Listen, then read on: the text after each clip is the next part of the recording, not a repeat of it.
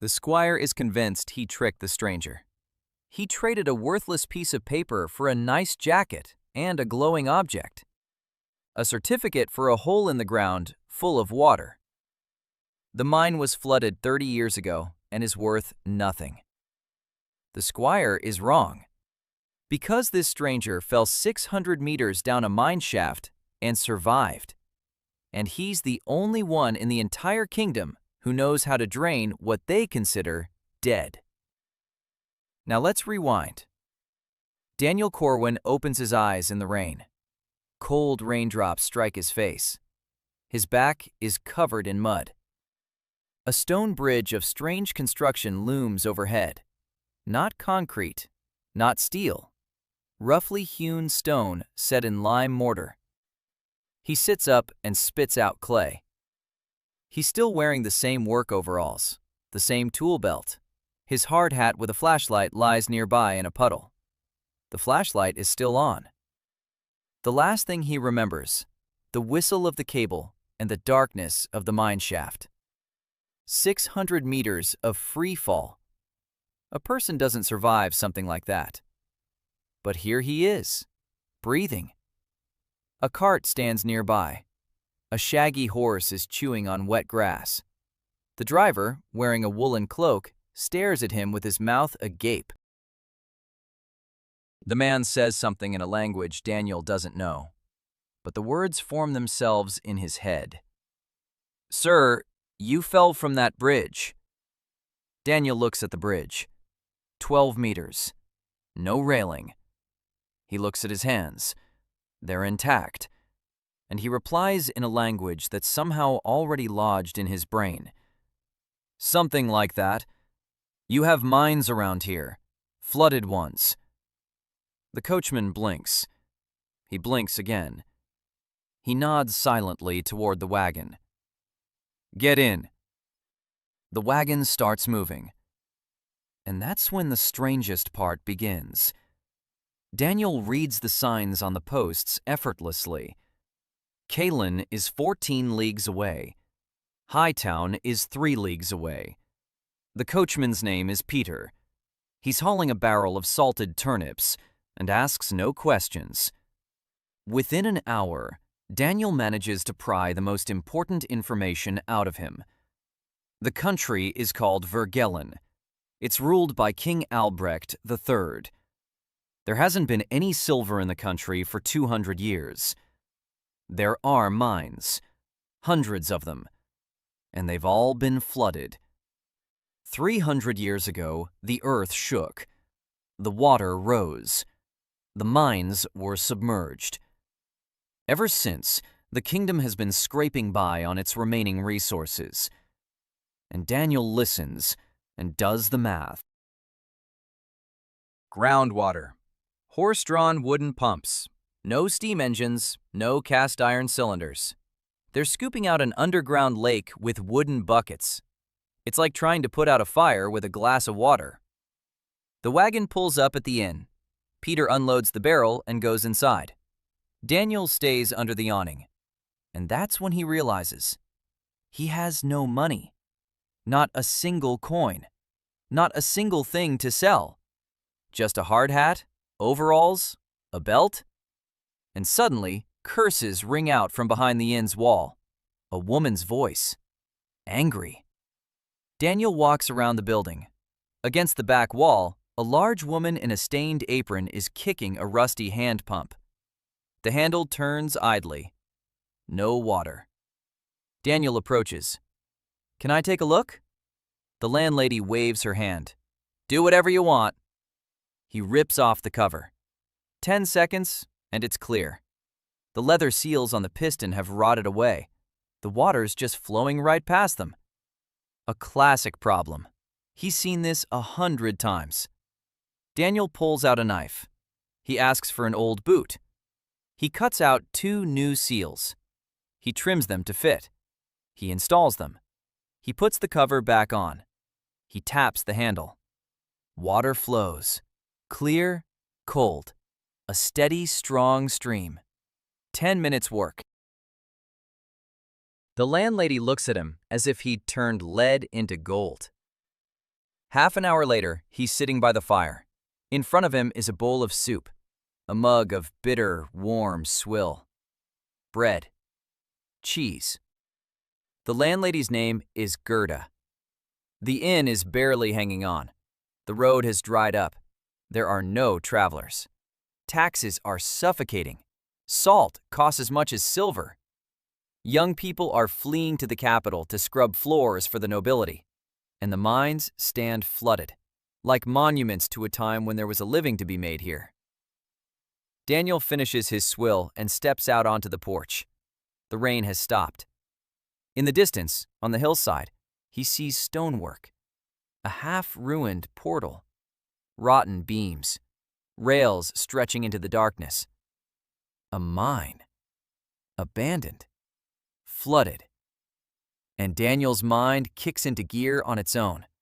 The height of the hill, the slope, the distance to the stream, the flow rate, the shaft's diameter. He can't stop himself.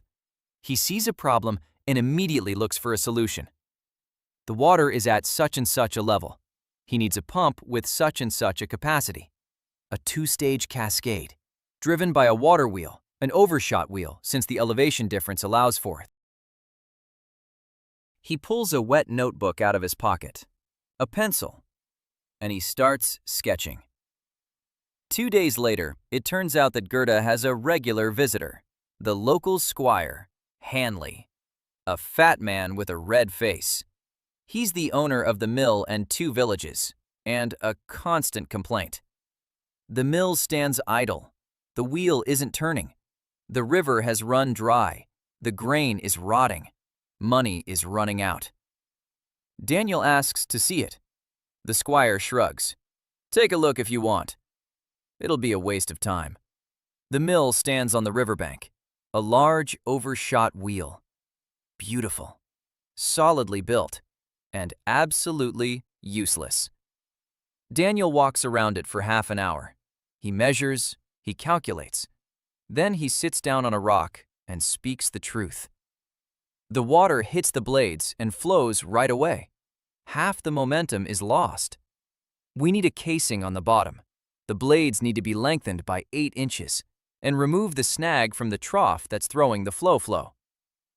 The squire listens with the expression of someone being told that the earth is round, but there's no way around it.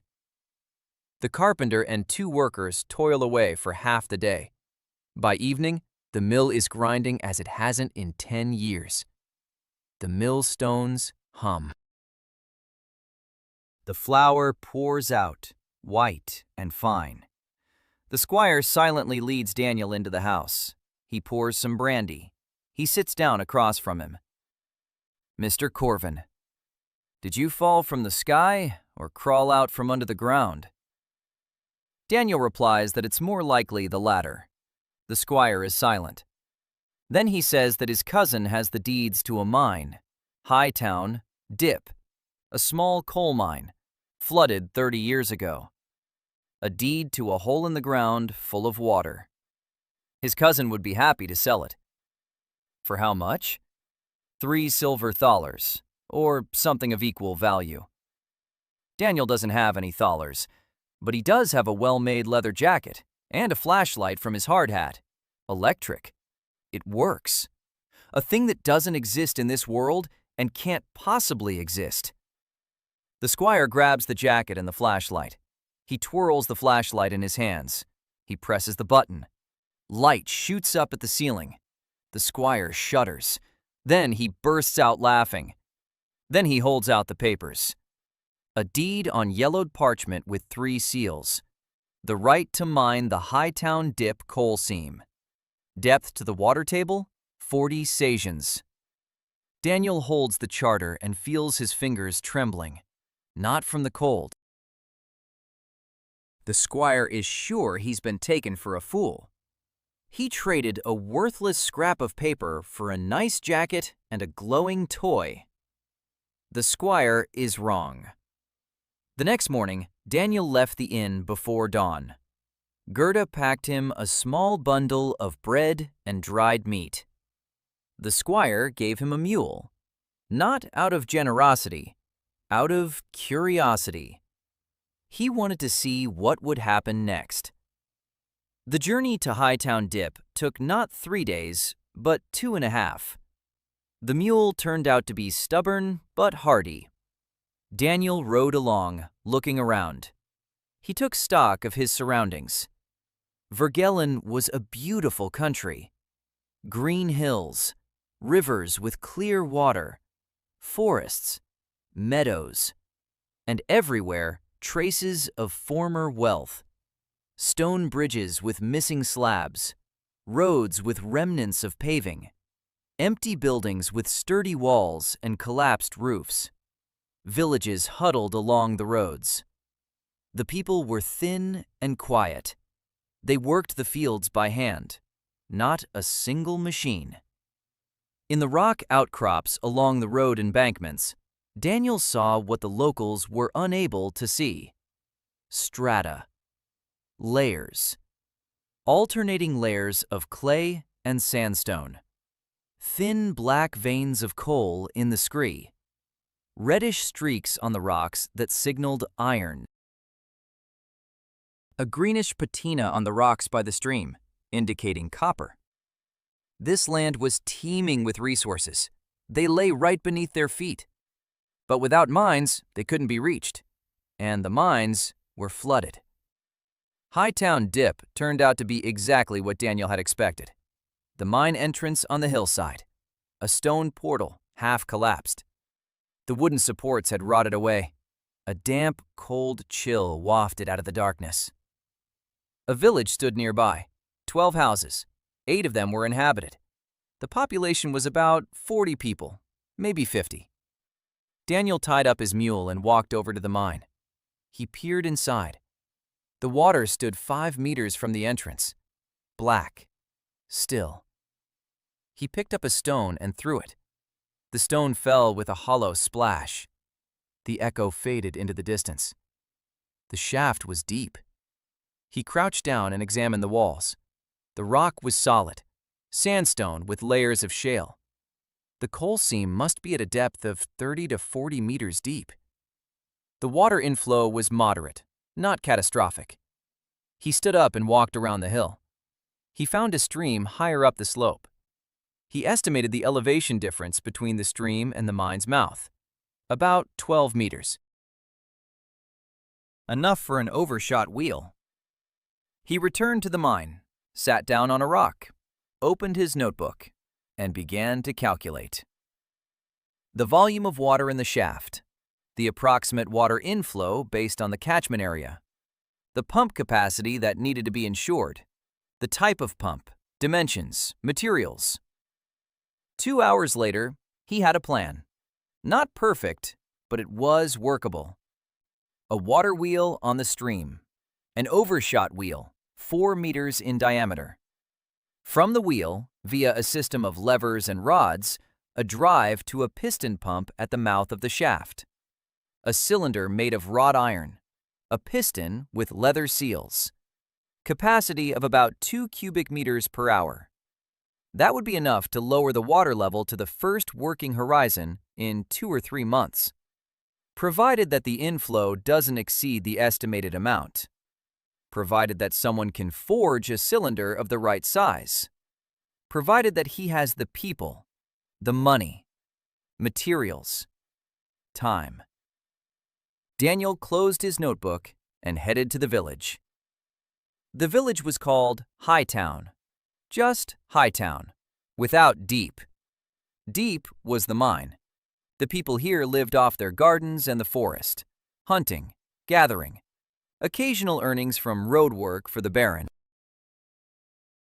Daniel found a tavern, or rather a beer hall, a dim room with 3 tables and the smell of sour beer. He sat down, ordered a mug, paid with one of the tools from his belt, a small open-end wrench. The owner turned it over in his hands and accepted it. Daniel drank and listened. 4 men were sitting in the tavern. They were talking about how the Baron had raised the tax, how the price of salt had doubled, how the winter would be harsh. One of them mentioned the blacksmith shop. Daniel asked if there was a blacksmith in the village. The men exchanged glances. One said there used to be a blacksmith. He died 3 years ago in the mine while trying to retrieve a tool from a flooded tunnel. He drowned. His wife still lives here, Martha, a blacksmith's wife. She forges small items herself, horseshoes, nails, but no one goes to her anymore. An old woman by the forge spells trouble. Daniel finished his beer and went to look for Martha. The smithy stood on the edge of the village. Small, stone walls, a thatched roof. The forge was cold. The anvil was covered with a thin layer of rust. A woman was sitting on the threshold, 31 years old, but she looked older. Her hands were scorched up to her elbows. Her dark hair was tied back in a bun. A child of about 2 was crawling nearby. Martha Henriksen. She looked at Daniel without interest, a stranger in strange clothes. All sorts of people travel these roads. Daniel crouched down. He greeted her. He said he'd bought the deed to Hightown Dip. He was planning to drain the mine. He needed a blacksmith. Martha stared at him in silence. Then she said he wasn't the first. 4 had come in 30 years. They all said they'd drain it. Not a single one did. 2 drowned. 1 ran off with the money. The 4th just drank it all away and left. Daniel nodded. He took out his notebook. He opened it to the page with the drawing.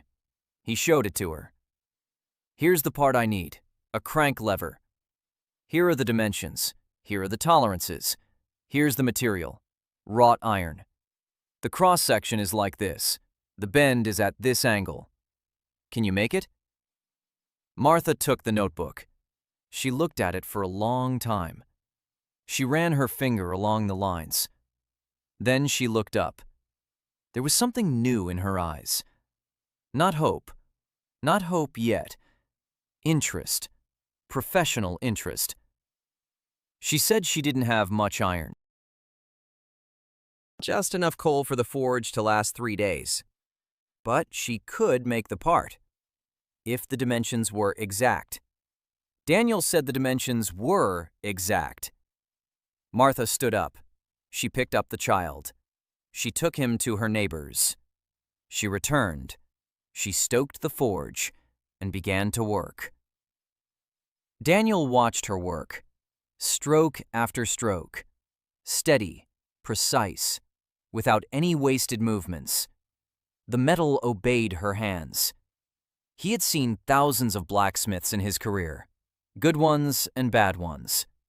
Martha was good, very good. By evening, the part was ready. Daniel took it, examined it, measured it. The angle was correct. The cross-section was within tolerance. The surface was clean. He looked at Martha and said, with the old man from the village sitting next to him, "This is the best forging I've seen in 2 months in this country. You're my head blacksmith. If you agree, you'll be paid daily. I'll cover your meals, and your child will have a place in a warm home." Martha stood there, silent. Then she turned and walked around the corner of the smithy. She stood there for 15 minutes. When she returned, her eyes were red. She said one word, "I agree." Daniel nodded. Now he needed a foreman, a man who knew what lay underground. The old man at the blacksmith's said there was one, Werner, the former foreman of Hightown Dip. He'd worked here before the mine was flooded. He knows every tunnel and every turn. But he drinks. He drinks heavily, ever since the day the mine closed. Daniel found Werner in a ditch by the bar, literally. A skinny man of about 55, with trembling hands and eyes in which the light had long since gone out. Daniel sat down next to him. He didn't mention the mine. He didn't mention work. He just asked, "Werner, on which level is the coal?" Werner looked at him with cloudy eyes. Then something stirred in those eyes. He said, "Third drift, 32 meters from the mouth. The seam runs southeast at a 12-degree angle. The seam thickness is 2¼ elbows.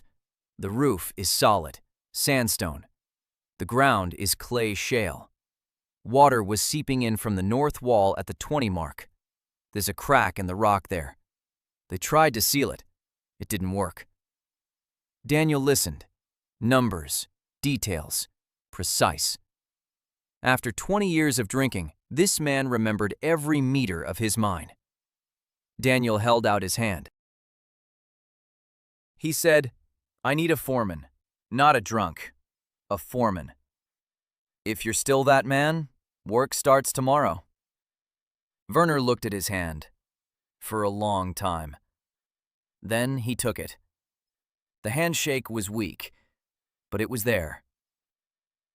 The third person was Hannah Lim. She found Daniel on her own. The next morning, as he was marking out the site by the stream for the water wheel, a skinny 17-year-old girl, short black hair, quick eyes, bare feet. She stood there watching. Then she asked, "Are you the stranger who wants to drain the deep?" Daniel said yes. She said she could run faster than anyone in the village and that she needed a job, any job. Daniel looked her over. Skinny, but wiry. Intelligent eyes. He said, "I need a messenger to run between the mine and the village, the blacksmith shop and the sawmill. Remember everything I say. Pass it on word for word. Don't mix things up. Don't lie. Don't lose anything. Daily pay, food, boots." Hannah looked at her bare feet, then at Daniel. Then she nodded so quickly it looked like her head was going to fall off. 4 people: Daniel, Martha, Werner, Hannah. It wasn't much, but it was enough to get started. The first week, Daniel worked 18 hours a day. He chopped wood for the wheel with Werner. He marked out the route of the drainage canal. He sketched the pump's design in his notebook and handed the drawings to Martha. Hannah darted back and forth between them like a wind-up toy. There was no money. Gerda lent them food in exchange for a promise of coal. Their tools were what they had on their belts, plus whatever they could find in the village: 2 axes, a saw, shovels, and ropes. By the end of the first week, the frame for the water wheel stood on the bank of the stream, rough, heavy, but sturdy. By the end of the second week, Marta had forged the pump cylinder. It wasn't perfect, it was more oval than Daniel had wanted, but it worked. He assembled the piston. He cut out seals from bull hide, which he'd traded to a farmer for sharpening every knife in the house. He made the valves out of wood with leather linings. By the end of the third week, the water wheel was turning. The stream provided a steady, consistent flow. The wheel, via a system of levers, pumped the water. The pump drew water from the mine and discharged it into the drainage channel. Daniel stood there and counted. 2 cubic meters per hour. Maybe 2.5. It's working. The next morning, people came to the mine. 3 men from the village. They stood in silence. They watched as the wheel turned and water poured out of the pipe. One of them approached and asked, "Do you need workers?" Daniel made his way to the Hightown mine, dip and assess the scale of the work. He hired Martha Henricks, a blacksmith's wife, Werner, a drunk foreman, and Hannah Lim, a young messenger girl. In 3 weeks, they built a water wheel with a pump and began pumping out the water. The water receded slowly.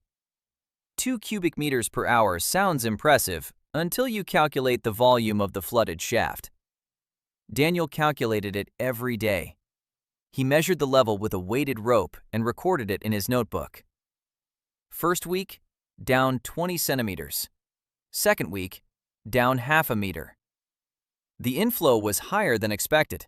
The northern fissure Werner had mentioned was letting in more water than Daniel had anticipated. But the pump was working. The wheel was turning. The water was flowing. Patience. By the end of the first month, the water level had dropped by 2 meters.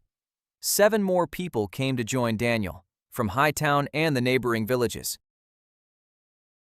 Word had spread. A stranger was pumping water from the deep. A real stranger, in strange clothes, with a machine that ran without horses. People came and stood there. They watched. Some asked for work. Daniel took on those he needed: a carpenter, 2 diggers, a cart driver. He had nothing to pay them with. He paid with promises. Coal from the first harvest, a share of the sales, and food, a hot meal every day. Gerda cooked for everyone. His debt to her grew. Daniel kept track of every penny. Werner was changing. For the first 3 days, he was shaking. He sat by the mine and stared into the darkness. His hands were trembling. On the 4th day, Daniel put him to work taking measurements, lowering a weighted rope, measuring the depth, writing it down. Werner began to feel better. His hands trembled less when they were busy. By the 2nd week, he started to remember.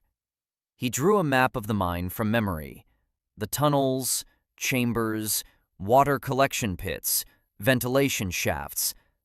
Daniel compared his drawings with his own calculations. Everything matched. The foreman's memory was more accurate than any instrument. By the 5th week, Werner had stopped drinking. Not because he'd decided to, because he didn't have time. Martha was forging. Every day. Daniel gave her the blueprints, and she turned them into iron. Fasteners, clamps, bolts, pipe hinges, valves. She worked silently and precisely. The child sat nearby in a wooden box, playing with scraps of leather. Sometimes Daniel would drop in to check on the work and find Martha talking to the red-hot iron. Quietly, calmly, as if it were alive. He didn't ask. Blacksmiths often do that. Hannah was always running around. In the morning, to the village for food. In the afternoon, between the mine and the smithy with parts and blueprints. In the evening, to the forester for firewood. She knew everyone in the area by name. She knew who sold what, who owed what, who was quarreling with whom. She brought back in a single day the kind of information Daniel couldn't have gathered in a month. Once she came running, out of breath. She said that 2 villages away there was a man selling copper pipes, old ones, from a dismantled organ in an abandoned church. Daniel bought the pipes in exchange for 3 days' work repairing that man's mill. The copper pipes became part of the drainage system. In the 6th week, the first serious problem arose. The leather seals on the piston had worn out. They didn't rot like Gerda's in the well, they simply wore out. Friction against the cylinder walls, sand in the water, abrasive material. Daniel knew this would happen. The question was, when? Now he knew. 6 weeks. They needed to be replaced every 6 weeks. Or he needed a different material. He thought about it for 3 days. Then he found a solution. Wax-impregnated leather with a layer of braided horsehair. Rough, but wear and tear was cut in half. 12 weeks between replacements. Acceptable. In the 8th week, a man arrived at the mine on a fine horse. He was neatly dressed, expensive boots, a cloak with a silver clasp. He dismounted, walked around, looked at the wheel, at the pump, at the people. He approached Daniel. He introduced himself. He was Baron Oldenheim's treasurer. The Baron owns the land on which Hightown stands. The Baron wants to know who is conducting the work here and on what grounds. Daniel showed him the charter. The treasurer read it. He frowned. He said that the charter grants the right to mine the seam, but not to use the hill's water resources. The stream belongs to the Baron. The water wheel stands on the Baron's land. Permission is required, which costs money, which Daniel doesn't have. Daniel listened calmly. He knew this moment would come. He just didn't know when. Now he knew. He asked the treasurer how much the Baron wanted. The treasurer named the sum, $50 a year, for the stream and for the land. Daniel didn't have 50 copper coins. He paused. Then he asked, "Does the Baron want money, or does he want coal?" The treasurer paused. Daniel continued, "In 3 months, the mine will yield its first coal. Coal in Vergellen is worth more than silver. If the Baron waits to pay, he won't receive $50. He'll receive coal at a fixed price for the next 5 years, cheaper than from the middlemen, as much as he needs for the estate and both villages." The treasurer thought it over, doing the math in his head. Daniel watched his lips move. Then the treasurer said he would report to the Baron. He left. 3 days later, he returned, with a piece of paper. The Baron had agreed. A 3-month deferment, then coal at 2 copper coins per pood for 5 years. Daniel signed it. His hand didn't tremble. But inside, everything felt cold. If there was no coal in 3 months, the contract would become a debt. And debt in Vergellen meant prison or hard labor. He didn't tell anyone about it. Martha could see that he wasn't sleeping at night. She would come to the mine in the dark and find him sitting by the pump with a notebook. Once she brought him a mug of hot herbal tea. She set it down beside him. She left without a word. Daniel drank it.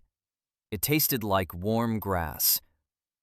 But inside, he felt warmer.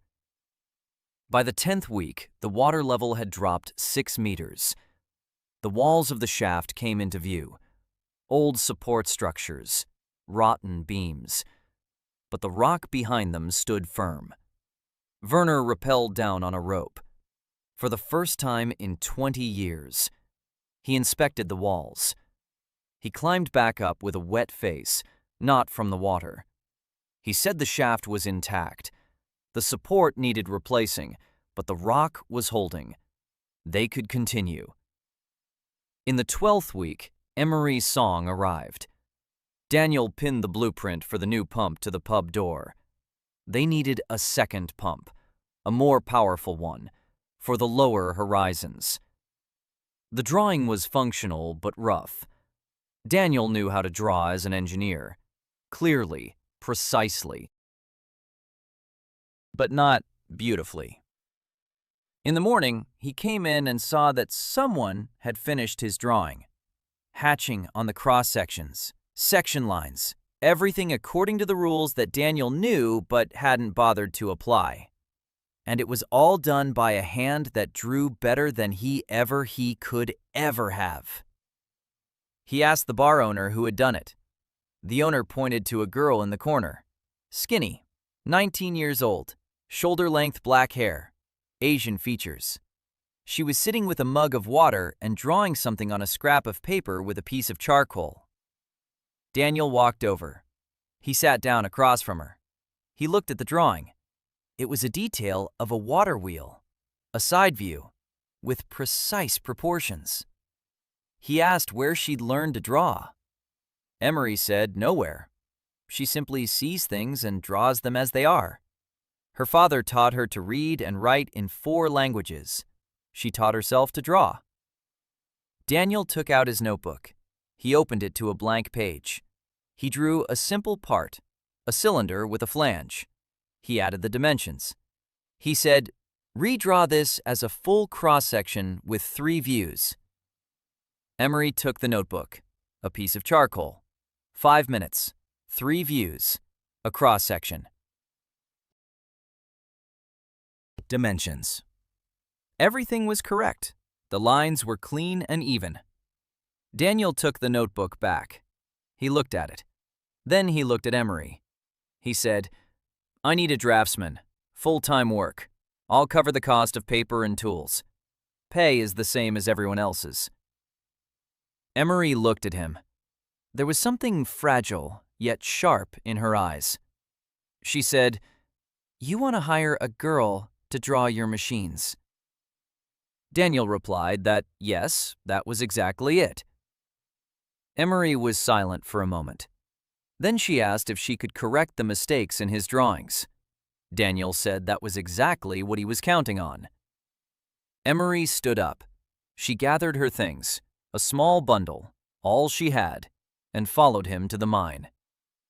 Now there were 5 of them. In 3 months, the pump had lowered the water level by 6 meters. Baron Oldenheim's treasurer demanded payment for the use of the stream, and Daniel agreed to pay with coal, deferred for 3 months.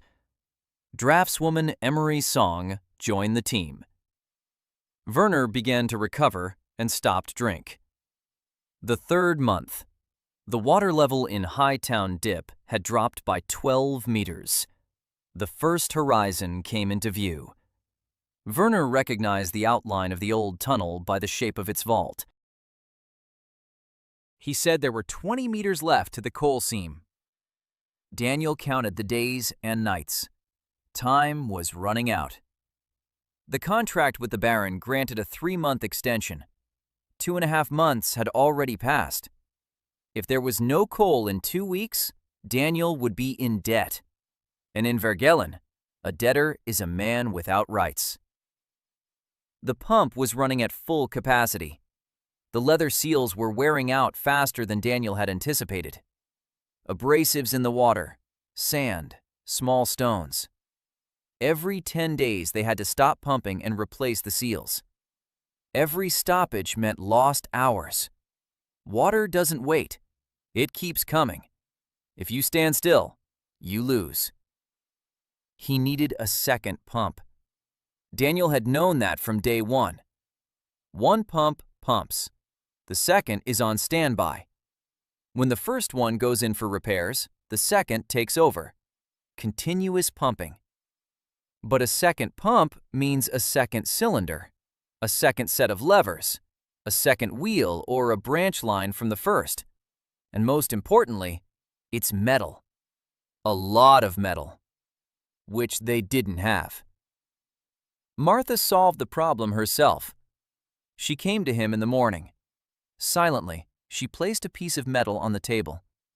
Daniel picked it up. He turned it over in his hands. Heavy. Solid, good metal. He asked where it came from.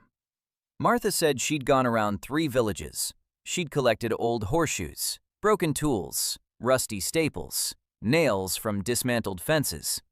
Everything she could find. She remelted it in a furnace, tapped out the slag, ended up with pure metal. Daniel looked at her.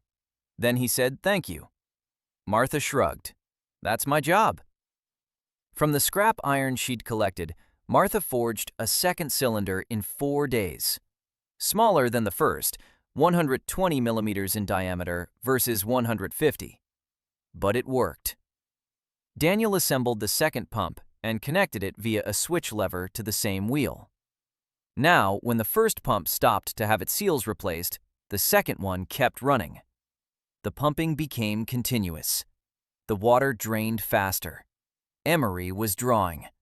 New sheets every day. Daniel explained the principles to her. Projections, cross-sections, tolerances.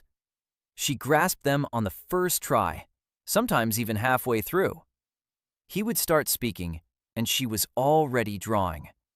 By the end of the 2nd month, she had a stack of drawings that saved Daniel half the trouble of explaining things. He showed the workers Emery's drawings instead of explaining with words. The drawings were clearer. In the 11th week, Daniel traveled to the capital, riding the squire's mule. It was a 2-day journey. He needed a foundryman for the next stage, for the steam engine. Vergellen's capital was called Cravenhold, a city of 30,000 inhabitants. stone walls, a castle on a hill, a market square, workshops, guilds. Daniel spent 4 days there. He was looking for a foundry. He found 3. 2 refused to even speak to him, a stranger with no money and no references. The third one listened to him. Master Thomas Bren, 60 years old, a third-generation foundryman. A small foundry on the outskirts of town. Crucible smelting, bronze and brass, cast iron rarely, steel never. Daniel showed him the drawing. A cylinder for a steam pump. Inner diameter, 300 millimeters. Wall thickness, 25. Length, 600. Cast iron. Master Bren looked at the drawing, then at Daniel, then back at the drawing. He said he'd never cast anything like that before. The size wasn't a problem. The problem was precision. The inner surface had to be smooth, even, free of pits. He wasn't sure he could do it. Daniel asked if he could take a look around the foundry. Bren let him in. Daniel spent 2 hours walking around the workshop. He looked at the furnace, at the molds, at the tools. Then he sat down with the master and told him what the master didn't know. How to properly make a mold for a cylinder. Vertical pouring, not horizontal. A core with a taper for shrinkage. A sprue system with 2 inlets from below so the metal rises without bubbles. Slow cooling in the ground, at least 2 days. Then boring. For the boring, Daniel sketched a simple machine, a vertical spindle, a cutter on a lever, driven by a hand crank. Rough, but enough for the first cylinder. Master Bren listened. His expression changed, from skepticism, through surprise, to something resembling hunger. A professional's hunger. He'd spent his whole life casting bronze bells and brass candlesticks, and now a man was telling him how to cast things that didn't exist. Bren asked how Daniel would pay. Daniel told the truth. Nothing right now, but if the cylinder turns out well, Bren will be the only foundryman in the kingdom who knows how to make something like this. And once the mines are up and running, we'll need dozens of these cylinders. Bren thought about it for 3 days. Then he sent a young messenger boy to the inn where Daniel was staying. A note. 1 word. Come.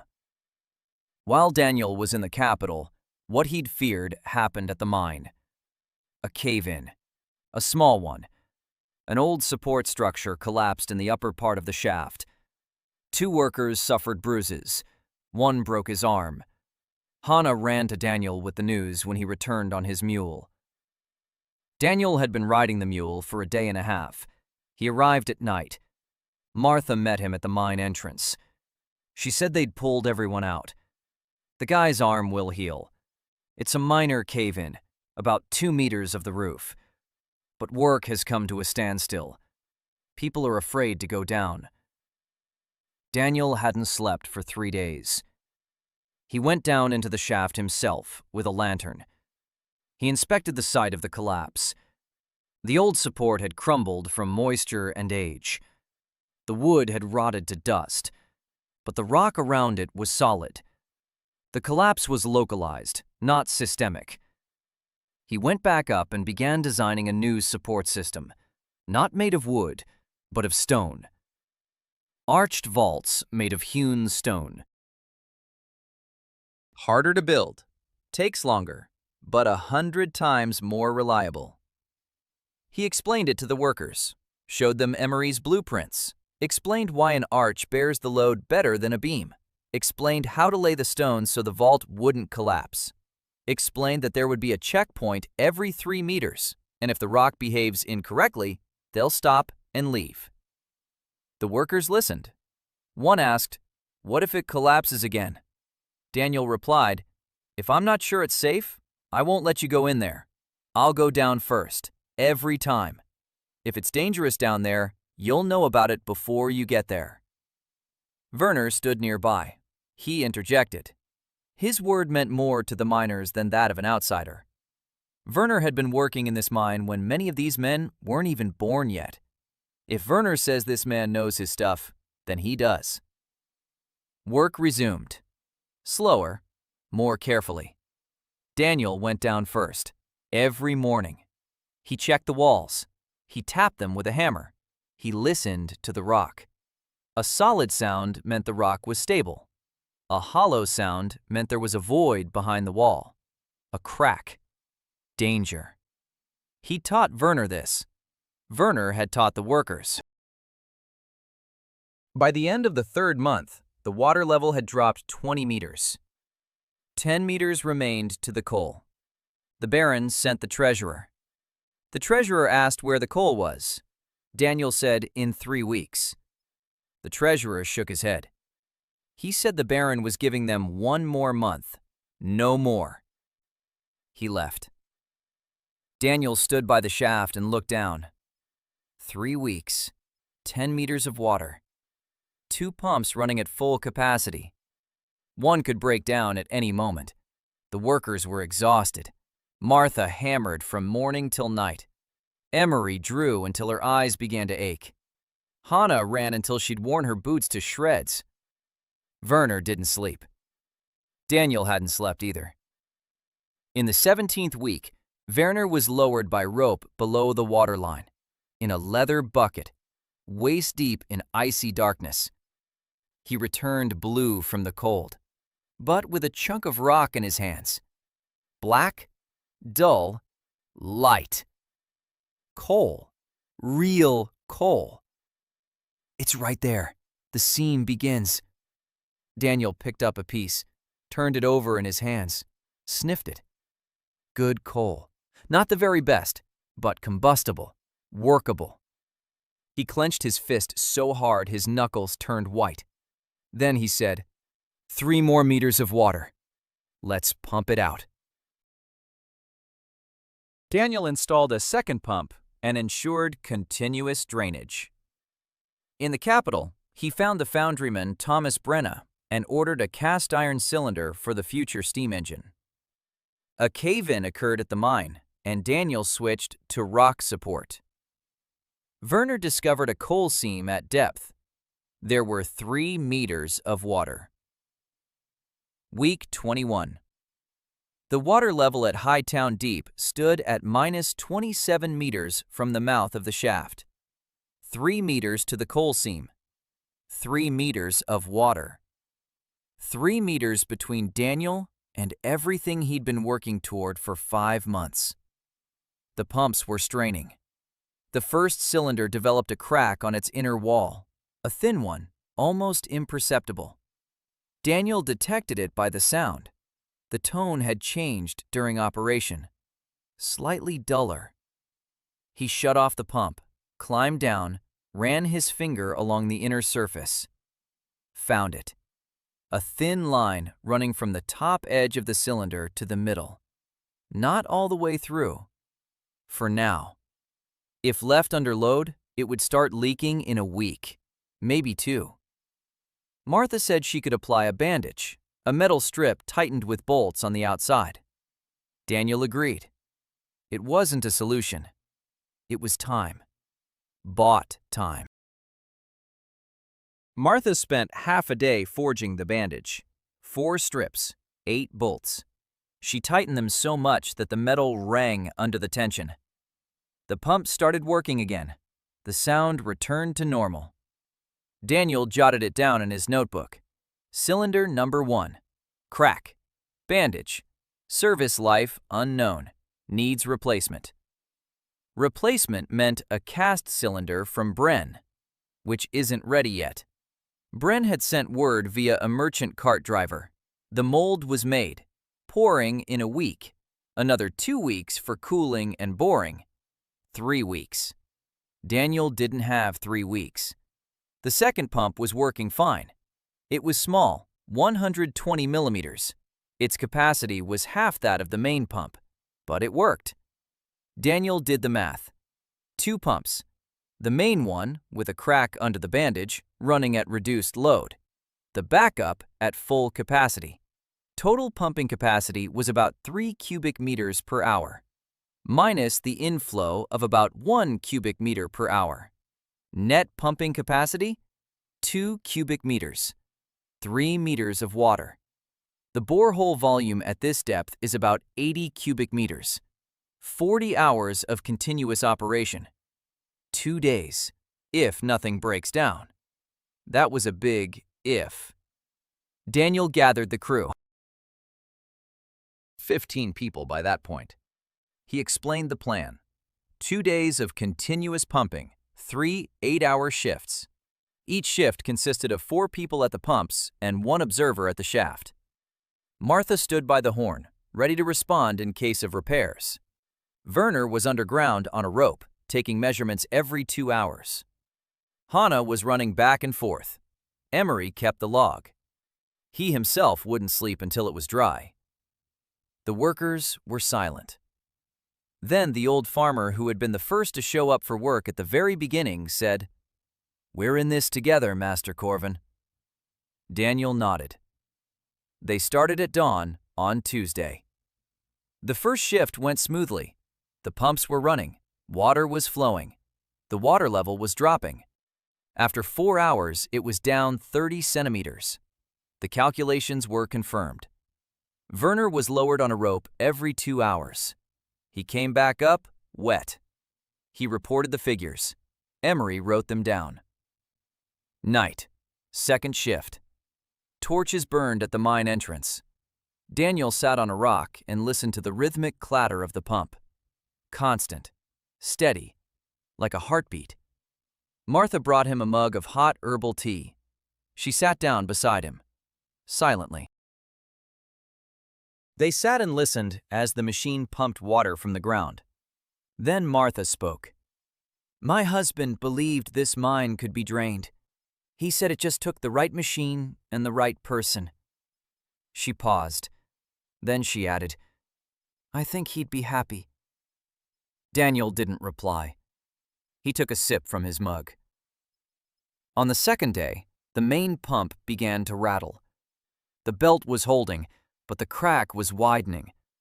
Daniel could tell by the sound, a microscopic change in pitch, a half-tone duller. He switched the main load to the backup pump and set the main pump to minimum speed. The pumping rate dropped from 2 cubic meters per hour to 1.5, then 1 cubic meter, then slightly less. The inflow of water almost offset the pumping. The level stabilized. Minus 29 meters. 1 meter to the coal. 1 meter. Daniel stood over the shaft and counted. The same numbers over and over again. The capacity wasn't enough.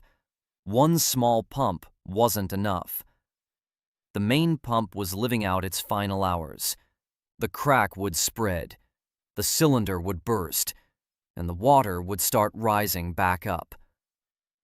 5 months of work. All for nothing. He closed his eyes. Took a breath. Opened them. Turned to Martha. Asked, "How long would it take to forge another bandage? For the entire cylinder. Not 4 strips, but a full casing." Martha thought for a moment. Said, 6 hours, if we have the iron. Daniel said they had to find some iron. Right now. Hannah was there, as always. Daniel said, "Run through the village. Any iron, horseshoes, hinges, doorknobs, anything. I'll pay double." Hannah disappeared. She returned an hour later. 4 men followed her. Each was carrying an armful of iron junk. Old chains, broken plows, buckets full of rusty nails. Martha stoked the forge until it glowed white-hot, and she began to forge. 6 hours. Daniel stood nearby, handing her the blanks. Martha struck the anvil with her hammer, steady and unceasing. Hour after hour. Sweat trickled down her sunburned hands. She didn't stop. By dawn on the third day, the casing was ready. 8 longitudinal strips held together by 12 clamps. Daniel fitted it onto the cylinder himself. He tightened the bolts. He checked it. He started the pump. The sound was different, heavier, deafening, but steady. The crack beneath the casing wasn't widening. The load was distributed along its entire length. The pump was working. Both pumps were working. The pumping rate was back up to 2 cubic meters per hour. By noon, the water level had dropped below the 30 mark. By evening, it was 31. By nightfall, Werner had descended on a rope and climbed back up with an expression on his face that Daniel rarely saw. Pure joy. The old foreman was holding a wet black rock in his hands. Coal. The horizon had opened up. The seam was intact. The water had receded below the working level. Daniel picked up a piece of coal. He turned it over in his hands. He sniffed it. Then he looked up at the people around him. 15 men, dirty, wet. They hadn't slept for 3 days. They were staring at the black stone in his hands. Daniel said, "Tomorrow morning, I'll go down first. I'll check the horizon. If everything's clear, we'll start mining. Whoever wants to work, line up in 2 rows. I'll hand out the work clothes and boots." Silence. The wind, the crackling of the torches. Then an old man standing in the back rows took a step forward. The father of the foreman, who had died when the mine was closed 30 years ago. Silently, he just stepped forward. Another followed him, then another. Then, all at once, about 20 people from the village who had come to watch. They stood and waited. Martha stood to the side. Her hands were black with soot. Her eyes were red from the smoke. She was smiling, for the first time in 8 years. That morning, Daniel went down, alone, with a lantern. The shaft plunged downward into the darkness. The water came up to his knees. Cold. The walls glistened with moisture. The new stone arch support they'd installed held perfectly. Not a crack. Not a shift. He reached the 3rd tunnel, the very one Werner had mentioned. The ceiling was low. He had to bend down. Ahead lay darkness. The beam of his flashlight hit the wall, black and matte. A coal seam, 2 1/4 elbows thick, just as Werner had said. Daniel reached out and touched the coal. Cold. Damp. Real. He took out his knife and chipped off a piece. Then another. He stuffed his pockets full. He climbed back up, wet to the waist, black with coal dust. He stepped out into the light and held out the pieces to the workers. They passed them from hand to hand. They felt them. They sniffed them. One old miner held a piece to his nose and froze. Then he said quietly, "It smells just like it used to." Mining began that very day. The first metric tons of coal were hauled to the surface in buckets suspended by a cable. Primitive, slow, but it was coal. Real coal. The first coal from Vergellen's mine in 30 years in this area.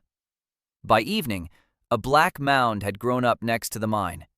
A small one, about 3 metric tons. Daniel stood there looking at it. Then he turned to Emery. He said, "Write down the date." Emery wrote it down. Daniel said, "Now send someone to the Baron. Tell him we have coal, and that we're ready to fulfill the contract." The treasurer arrived the next day. He looked at the pile of coal. He touched it. He sniffed it. He took a piece and put it in his pocket. He left without a word. 3 days later, a document bearing the Baron's seal arrived. The contract was confirmed. Payment had been accepted. There was no debt. Daniel held the paper, and his hands were shaking. Not from the cold, not from fatigue, but because, for the first time in 5 months in this world, he was standing on solid ground. Not in debt, not bound by promises, standing on his own 2 feet, with coal on his back. Surrounded by people who were watching him and waiting to see what would happen next. Daniel folded the paper, put it in his pocket. He looked at Martha, at Werner, at Hannah, at Emery. 5 of them. It all started with them. Then he turned to Hannah and said, "I need to go to the capital, to Master Bren. Tell Martha to prepare the list of iron supplies for next month. Tell Werner to begin exploring the second horizon, and find me a man with a horse who knows the way." Hannah nodded and disappeared. Daniel watched her go. Then he took out his notebook. He opened a blank page and wrote a single word: steam. The time had come for the next step. Water wheels were fine for a single small mine, but for what Daniel had in mind, he needed power on a whole different scale. A steam engine. Atmospheric, Newcomen type, cylinder, boiler, connecting rod. He began sketching on the spot while Hannah was looking for a horse for him. The mine dewatering had reached its final stage. The main pump had cracked, and Martha saved the day by forging a full banded casing. The mine was drained down to the working level. The first coal was brought to the surface. The contract with the Baron was fulfilled. Daniel began designing a steam engine for the next phase. The journey to Cravenhold took 2 days. Daniel rode a borrowed horse and sketched in his notebook at every stop. A steam engine. Atmospheric. The principle is simple. The boiler heats water. Steam enters the cylinder. It lifts the piston. Then cold water is injected into the cylinder. The steam condenses. The pressure drops. Atmospheric pressure pushes down on the piston from above, forcing it downward. Power stroke. Through the connecting rod, the motion is transmitted to the pump rod. Newcomen built the first such machine in 1712. Watt improved it 60 years later by adding a separate condenser. But Watt's design requires precision machining of the book, which Bren does not yet have. So we'll have to start with Newcomen. Rough. Inefficient. Steam is wasted because condensation occurs right in the working cylinder.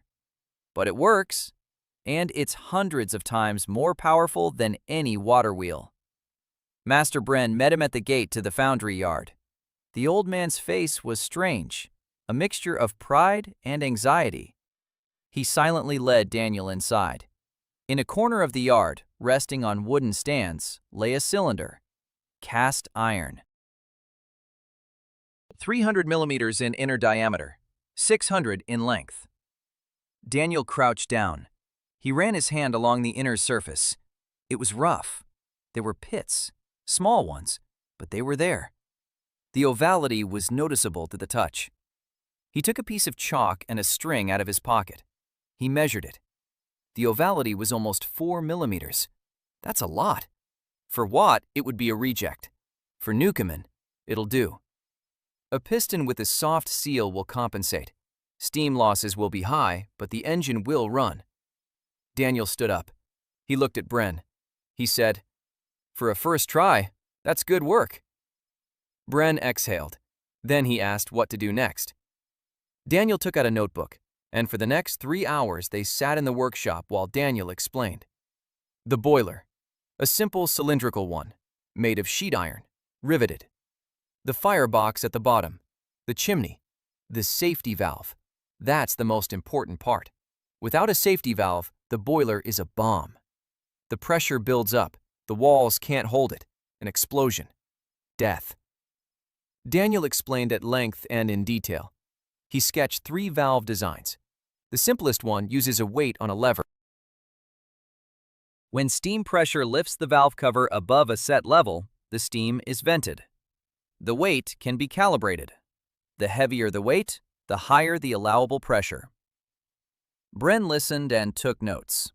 His apprentice, a young man in his 20s, stood nearby with his mouth agape. Daniel ordered the boiler and fittings. He decided to make the balance beam on site, out of wood, specifically an oak beam. It was simpler and faster than casting it from cast iron. It would do for the first machine. Bren asked for $70 for the cylinder and boiler. Daniel had 12. It was his first profit from selling coal to small buyers. He offered Bren the same deal he'd offered the Baron. A share, not in cash, but in kind. Bren would become the official foundryman for the Corvin Company, the sole supplier. All orders for cast iron would go through him. Once the mines were operating at full capacity, there would be so many orders that his yard wouldn't be able to handle them, and they'd have to expand. Bren thought it over all night.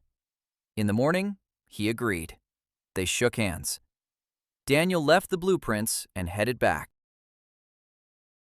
On the way, he stopped in the town of Middleton, halfway between the capital and Hightown. A small trading town, a fairground, 3 inns, and a rumor. A rumor about a stranger who had drained a mine had already reached this place. The innkeeper where Daniel had spent the night asked if it was true. Daniel said it was true. The innkeeper shook his head. Then he said there was a man here who would find that interesting. In the morning, a carriage pulled up to the inn. A young woman stepped out, 24 years old. Her light hair was tucked under a traveling hat. She wore an expensive dress, though not a new one. Her gloves were thin. Her expression was as if she were assessing everything around her and had not yet rated anything higher than a 4 out of 10.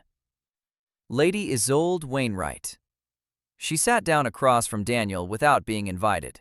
She placed a stack of papers on the table. She said, "Master Corvin, my father, Baron Wainwright, owns 43 mining charters for mines stretching from Caelan to Terranmore. They're all flooded. They're all useless. They were useless. Until you came along. I propose a partnership." Daniel picked up the top sheet of paper. A charter for a silver mine in the southern mountains. Royal seals. Authentic. He put the paper back down. He looked at Isolde. He asked why she needed this. Isolde answered bluntly, "The family is in debt.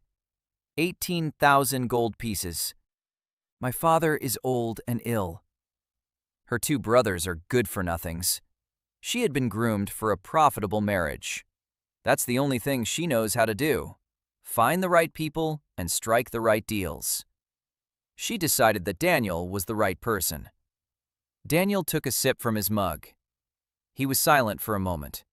Then he said, "Lady Wainwright, I don't need a wife.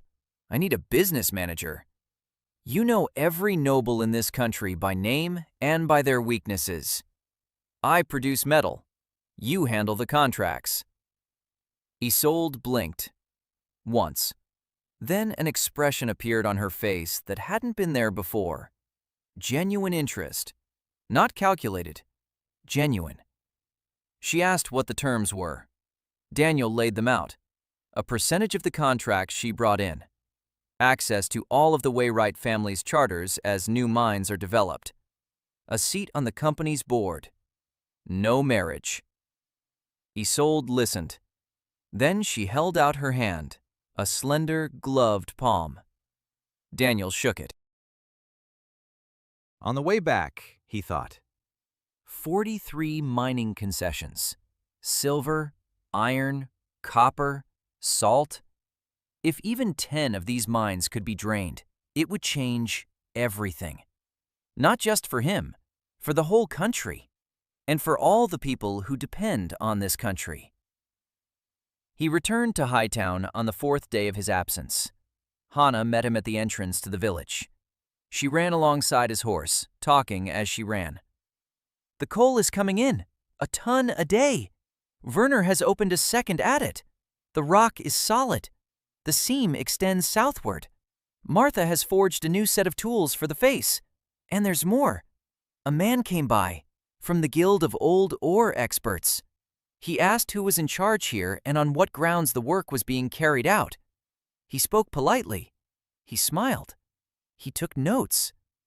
Then he left. Daniel reined in his horse. The Guild. He knew they'd show up sooner or later. People who'd held on to pieces of paper for flooded holes for 300 years, living on nothing but hope. Now a stranger had come and started turning those pieces of paper into real metal. They wouldn't like that. That evening, Daniel sat by the mine with a notebook. Martha and Emery sat nearby. He told them about Brenna and the cylinder, about Isolde and the certificates, about the Guild. Emery took notes. Martha listened in silence. Then she said one thing. There will be arsonists. Daniel looked at her. She explained. Her father had worked at a mine that a merchant had tried to open 20 years ago. Not to drain it, just to clear the upper tunnels for storage. The Guild sent people. At night. The warehouse burned down. The merchant went bankrupt. Her father lost his job. Daniel nodded. He asked, "What do you suggest?" Martha said, "Security, round the clock, in shifts. I know women in the village who don't sleep at night because they're afraid. Give them a job, and they'll keep watch better than any soldiers." Daniel thought about it. Then he agreed. By morning, Martha had brought 4 women. Widows, wives of men who'd gone away to work. Lonely, strong, angry at a world that gave them nothing. Daniel gave them a job. The night shift, patrolling the grounds, a warning bell, torches, pay like everyone else's, food, a warm place to sleep. The women took up their posts that very night. The month passed quietly. Production increased. A ton a day turned into a ton and a half. Then, too, Daniel sold coal to the Baron under contract and, on the side, through merchants from Middleton. Money started coming in. Not much, but steadily. He paid his people every week, coins handed out in person, to each one. He looked them in the eye. He said, "Thank you." It wasn't just a gesture. It was a rule. A person needs to know that their work is noticed. Toward the end of the 6th month, news arrived from the capital. Bren had finished the boiler. Daniel went to pick it up. Daniel collected the cast iron cylinder from Bren the foundryman and ordered a boiler for the steam engine. On the way back, he met Lady Isolde Waywright and hired her as commercial director in exchange for access to 43 mining certificates. The Guild of Old Ore Masters expressed interest in the mine. Martha organized a women's security detail. The boiler was transported on 2 carts. It was heavy, riveted together from sheets of iron. Rough in appearance, but sturdy. Bren had done a good job. The seams were even, the rivets were tight. The safety valve was in place. Daniel inspected every seam personally, tapping them with a hammer. He filled it with water and let it stand for a day. Not a single leak. It was good to go. Installation took 3 weeks. Daniel took his time building it. A steam engine isn't a water wheel. A flaw in the boiler means an explosion. A flaw in the cylinder means a loss of power. A mistake with the balance beam means a breakdown at full speed. Every part was checked twice. The foundation is made of stone, deep, 4 feet into the ground. The boiler sits on the foundation. The firebox is beneath the boiler. The chimney is made of brick. Next to it stands the cylinder on its own stone foundation. The connecting rod is a 14-foot-long oak beam. The axle is steel. Martha forged it over 2 days. A pump rod runs from the balance beam down into the shaft. Chains, tie rods, seals, a water tank for steam condensation. A cold water supply pipe, inlet and outlet valves. Daniel assembled the machine the way a surgeon prepares a patient, part by part, joint by joint. Emery stood nearby and sketched every stage, not because Daniel asked her to, because she understood. This is the first steam engine in the history of this world. It must be documented. People came to watch, not just from Hightown, from neighboring villages. From towns 2 days' journey away. Word of a machine that ran on fire and water spread faster than Daniel had expected. They stood at a distance and watched as the iron monster grew at the mine entrance. Some crossed themselves. Some spat over their left shoulder. Most just watched in silence. Werner helped with the underground work. He guided the pump rod down the shaft. He secured it to the walls using stone supports. He checked to make sure there was unobstructed passage all the way to the bottom. 32 meters of vertical travel. The piston rod went down. Water went up. Simple and powerful. Daniel remembered launch day down to the very last second. Early morning, fog over the hills. Everyone was in place. Martha by the spare tools, Werner at the shaft, Hannah on the shed roof with a red signal flag, Emery with a notepad. 20 workers all around. And Isolde. She had arrived the day before. She stood slightly to the side. She was watching. Daniel stoked the boiler. The firewood caught fire. Then he added coal, his own coal from his own mine. A beautiful, self-contained cycle. The water pumping machine runs on coal from the very mine it's draining. The water in the boiler began to heat up. 5 minutes. 10. 20. There was no pressure gauge.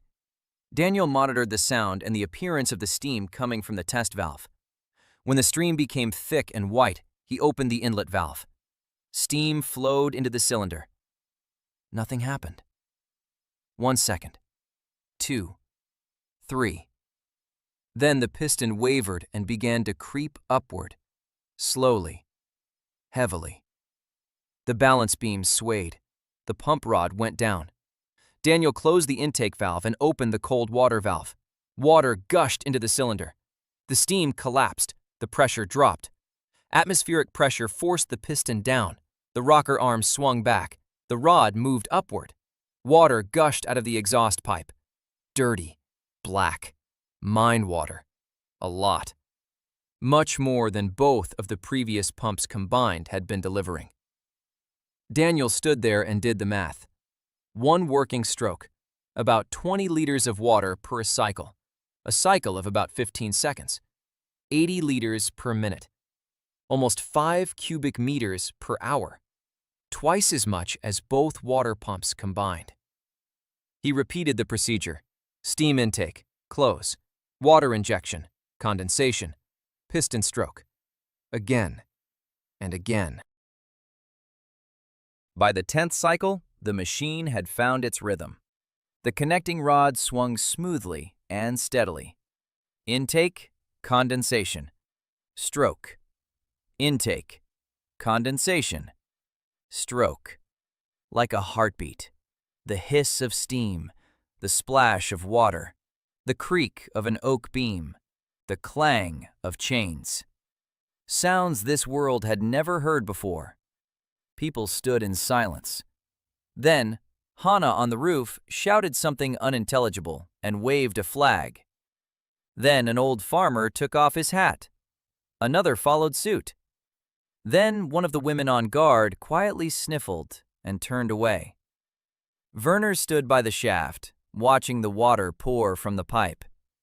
His hands weren't shaking, for the first time in a long time. Martha walked over to the machine.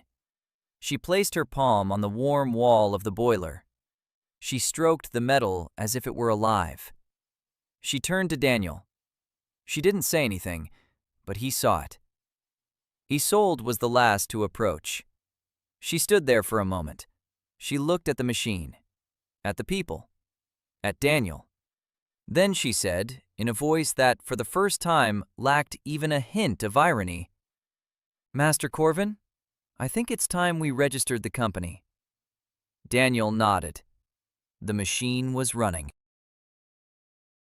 For the next 2 weeks, he lived right next to it. He slept by the boiler. He'd wake up at every change in its rhythm. He taught 2 workers how to tend the furnace and monitor the water level in the boiler. This is critically important.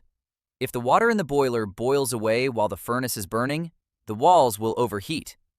When the water then touches the red-hot metal, steam forms instantly. An explosion. Daniel explained this to the workers 7 times.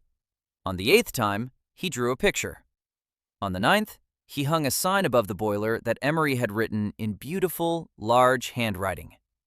Check the water level every 10 minutes. Failure to do so means death. The workers remembered. The machine devoured coal. A lot of coal. The Newcomen cycle is voracious. More than half the heat is wasted heating the cylinder after each condensation cycle. But the coal was their own, from the same mine. A closed cycle. D-Tradition provided fuel for the engine that powered the mining operation. In the 3rd week after startup, the first major buyer arrived. Not some small-time merchant from Middleton. The estate manager for the Duke of Lorenheim, the 2nd most influential noble in the kingdom after the king himself. The Duke needed coal for his forges and to heat the castle. A lot of coal, on a regular basis, under a long-term contract. Isolde led the negotiations. 3 days. Daniel didn't interfere. He caught snippets of their conversation and was amazed every time.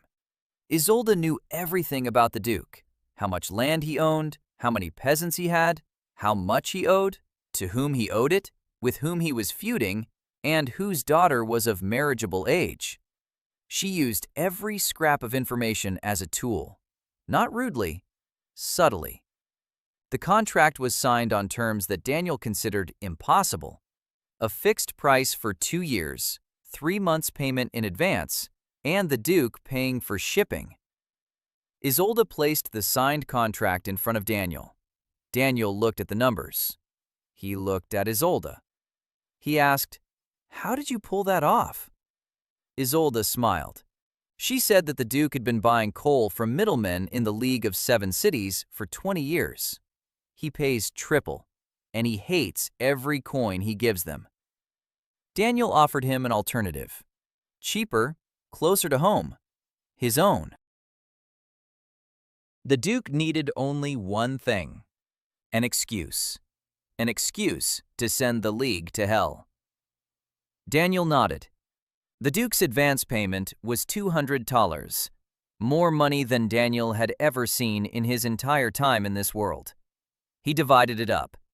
2 months' wages for the workers in advance, payment to Bren for the next order, purchasing lumber for the supports, purchasing iron, and one expense he hadn't discussed with anyone. $20 to build a dormitory for the female workers. A real one. With private rooms, with a kitchen, with a bathhouse. Martha found out about it when the builders started digging the foundation next to the mine. She approached Daniel. She asked what it was. He said, "A dormitory. For the women who work for us. Private rooms, hot water, a kitchen." Martha stood there looking at him. Then she said, "You'll have a private room. With a door that locks. Your child will sleep in the warmth, and in a bed, a real bed." Martha silently turned away and walked toward the smithy.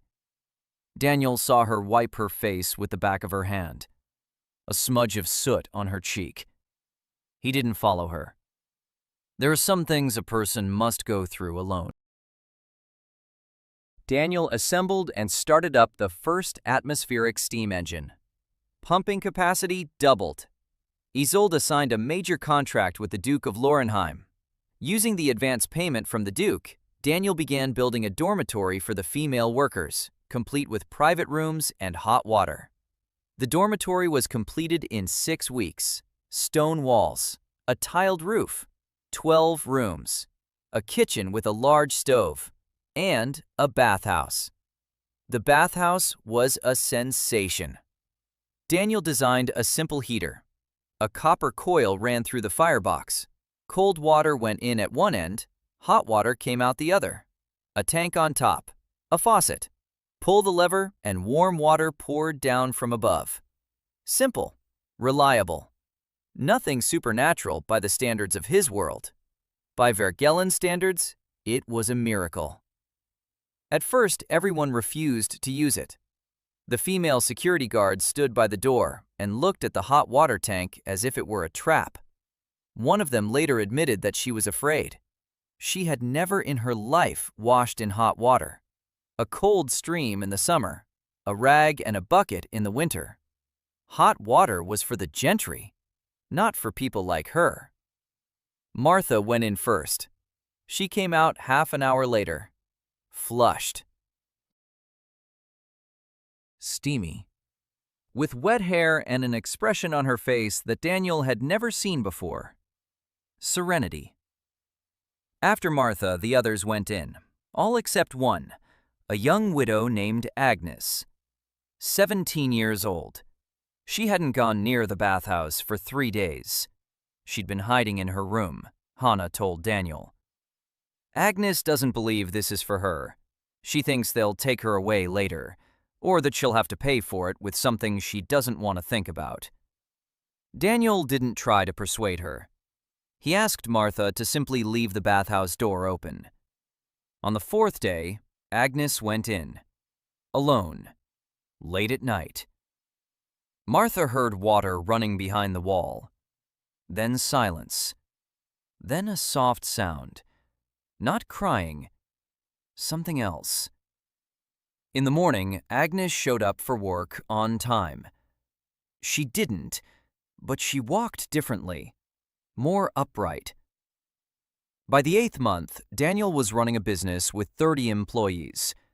The steam engine ran around the clock. Coal production had reached 4 metric tons a day. The money from the contract with the Duke was coming in steadily. Hannah had grown from a messenger into a coordinator. She knew every worker's schedule. She knew who was sick, who was tired, who had quarreled with a neighbor. Information flowed to her like water into a funnel, and she passed on to Daniel only what he needed to know. One day she came running in, looking serious. She said that Werner had found footprints from someone else's boots on the lower level that morning. Someone had gone down into the mine at night. Daniel went down with Werner and Marta. The footprints were distinct. Someone else's boots, not a miner's. City boots, with heels. The person had walked down the tunnel to the working face, stopped for a moment, turned back, didn't touch anything, didn't break anything, just looked around. Marta said, "Reconnaissance." Daniel agreed. From that day on, the mine entrance was guarded day and night. A week later, Daniel received a letter. A merchant cart driver from Middleton delivered it. A sealed envelope. A curlicue G within a circle of wheat ears. The Guild of Old Ore Masters. The letter was polite, impeccably polite. Master Oswald Grain, head of the guild, expressed his admiration for Master Corvin's achievements and invited him to a meeting at the guild's townhouse in Cravenhold to discuss mutually beneficial cooperation. Daniel showed the letter to Isolde. Isolde read it. She placed it on the table. "Grain," she said. She had something to tell him. Master Oswald Grain was 70 years old. His family held the deeds to the Silver Well, the deepest and most famous flooded mine in Caelan. For 300 years, his family had made a living on a single hope, that someday the mine would be drained and silver would flow like a river. Until that happened, the Grains sold shares in the future silver, paper shares, IOUs, for nothing. Dozens of nobles had invested over the course of 300 years. No one received anything. But hope lived on and sustained the Grain family. Now Daniel had appeared, a man who truly knew how to drain minds. And he had no ties to the guild. He hadn't bought shares from them. He hadn't asked for permission.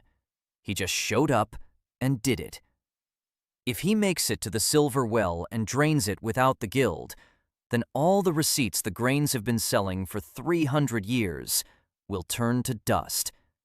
Because the owner of the charter decides who mines, not the one who once bought a paper share. Daniel listened. Then he asked, should or not to go? Isolde said to go. You have to know your enemy face to face. Daniel went. The guild's townhouse in Cravenhold turned out to be a beautiful old building on the main street. A stone facade, oak doors, stained glass windows. Inside, it smelled of wax and old paper. Master Grain received him in his office on the second floor. 70 years old, lean, upright, the face of a kind teacher. A white beard, neatly trimmed. Hands slender but strong. Eyes clear. Intelligent. Dangerous. Grain sat him down in an armchair, poured him some wine. He began to speak. His voice was calm and warm. He spoke of heritage, of traditions, of how the Vergellen mines were not just holes in the ground. They were history, culture, the memory of generations. He said that the guild had preserved this memory for 300 years, that the guild possessed knowledge about every mine, maps, records, experience. He said that Master Corvin had done a remarkable job in Hightown. But Hightown was a small coal mine, a trifle. The real treasures lay deeper, in Caelan, in Terranmuir, in the Eastern Ridge. And reaching them without the guild's help was impossible. Daniel listened and drank wine, which was excellent. Then he asked what exactly the master was proposing. Grain smiled. He proposed a partnership. Daniel would provide the technology, the guild would provide the charters and political cover. They'd split the profits 50-50. Daniel set down his glass. He looked at Grain. He said, I already have the charters through Lady Wainwright. The technology is mine. The people are mine. What exactly does the guild give me in exchange for half the profits? Grain paused. His smile didn't change, but his eyes grew colder. He said that the guild provided protection from those who might interfere. Daniel understood. This wasn't a request for a partnership. It was a threat. A polite one. A careful one. Delivered with a velvet glove. But a threat nonetheless. He stood up, thanked him for the wine, said he'd think it over. Left. On his way back, he stopped by Bren's, ordered 2 more cylinders, larger than the first one, and a set of cast iron pipes for a drainage. Bren asked what they were for. Daniel said, for the second mine, the iron one. On the way home, he thought, Grain won't back down. His refusal had offended him. Now he'd start applying pressure. Quietly at first, then louder. He had to be ready. He had to grow faster than Grain could apply pressure. He needed people. Lots of people. He needed allies. He needed a second mine, a third, a fourth. He needed steel, his own. I need a school, my own master craftsman. He jotted down notes in his notebook without reining in his horse. His handwriting was shaky. It didn't matter. Emery will cross it out. Daniel built a dormitory with a bathhouse and hot water for the female workers. The Guild of Old Ore Masters, represented by Master Oswald Grain, proposed a partnership that turned out to be a hidden threat. Daniel refused. Coal production reached 4 metric tons a day. Daniel ordered equipment for the second mine from B. Ren Equipment for a second mine. Daniel found the second mine through Isolde's letters, an iron mine in the Eastern Range. It was called Königsberg Dip. It had been flooded 120 years ago. The depth before flooding was 80 meters, twice as deep as Hightown. According to old records, the iron ore was of high quality, just what he needed. Daniel had coal. Now he needed iron, his own iron. Not from remelted horseshoes, but from ore. A lot of it, tons, to build machines, to cast cylinders, to forge tools. Without his own iron, every next step depended on middlemen. And the middlemen depended on the League of Seven Cities. And the League had already begun to take notice of what was happening in Hightown. Daniel rode to the site with Werner and Marta. 3 days on horseback to the east. Mountains, forest, trails instead of roads. Königsberg Dip stood on a mountainside at the confluence of 2 streams. The portal was blocked with rocks. Nearby lay the ruins of a settlement. 10 houses, of which only the walls remained. Not a single one had a roof. Werner examined the portal. He shook his head. He said the shaft here was slanted, not vertical like in Hightown. It went up the mountain at a 20-degree angle. It would be easier to pump out. The water flows out on its own, but the volume is greater, much greater. Daniel spent 2 days taking measurements. He walked along both streams. He examined the rock outcrops. He found what he was looking for. A reddish layer of hematite was exposed on the surface of the ravine wall, half a league from the mine. Rich ore, 50% iron, maybe more. He returned to Hightown and got to work on the calculations.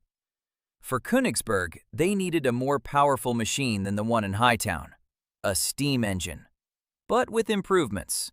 A larger cylinder, a better boiler, and a second machine in reserve in case of an accident. 2 steam engines, 2 cylinders, 2 boilers, connecting rods, pipes. All of this had to be manufactured, delivered, assembled, in a place where there was nothing. No workshop, no roof over his head, no people. Daniel drew up a plan. 4 months for preparation, 2 for installation, 6 for pumping. A year. A full year from the decision to the first piece of machinery. If everything went according to plan. Nothing went according to plan. During the 3rd week of preparation, the coal warehouse in Hightown caught fire one night. A female security guard spotted the fire at 2 a.m. She sounded the alarm. By the time Daniel ran out of the house, half the stockpile was ablaze. He didn't try to put it out with his bare hands. Within 20 minutes, he had set up the fire hoses from the pump station, a pipe from the steam engine, a hose, a simple bronze nozzle, pressurized water. They all worked together to put it out. 20 people with buckets and hoses. An hour later, the fire was extinguished. The losses amounted to about 20 metric tons of coal, a third of the supply. Daniel stood before the black, smoldering piles and said nothing. Martha approached. She said, "We found him." Daniel turned around. 2 guards were holding a man. A young guy, street clothes, heeled boots, those very same footprints from the mine. He had a flask of oil and a flint with him. Not a local, a mercenary. Daniel asked who had sent him. The young man remained silent. Isolde arrived in the morning. She looked at the young man. She looked at his boots, at the buckle on his belt, at the buttons on his doublet. Then she said, "He's from Cravenhold. The doublet was made at Ulrich's workshop on Copper Street. The buttons are tin with the letter G. The guild orders uniforms for its employees there." Daniel looked at the guy. The guy turned pale. He was handed over to Baron Oldenheim. The Baron was furious. Arson on his land was an insult. The young man was interrogated. He confessed. The guild had hired him through an intermediary. The assignment was to set fire to the warehouse and, if possible, damage the machine. The payment was $10. He received 5 as an advance. The Baron sent a protest to the guild's office. Grain replied that he knew nothing about it, that the young man was lying, that the guild was deeply outraged by such accusations. Formally, there was nothing to fault. The middleman had vanished. The connection between Grain and the arsonist was based on the mercenary's word alone. And a mercenary's word in Vergellen's court was worth less than the dirt on a boot. Daniel understood. Grain would operate through intermediaries, cleanly, neatly, without a trace. The goal wasn't to catch the arsonists. The goal was to become too big to be a fire even mattered. One warehouse burned down. That meant he needed 3 warehouses. One mine was vulnerable. That meant he needed 5 mines. One machine could break down, so he needed 10 machines. Scale was protection.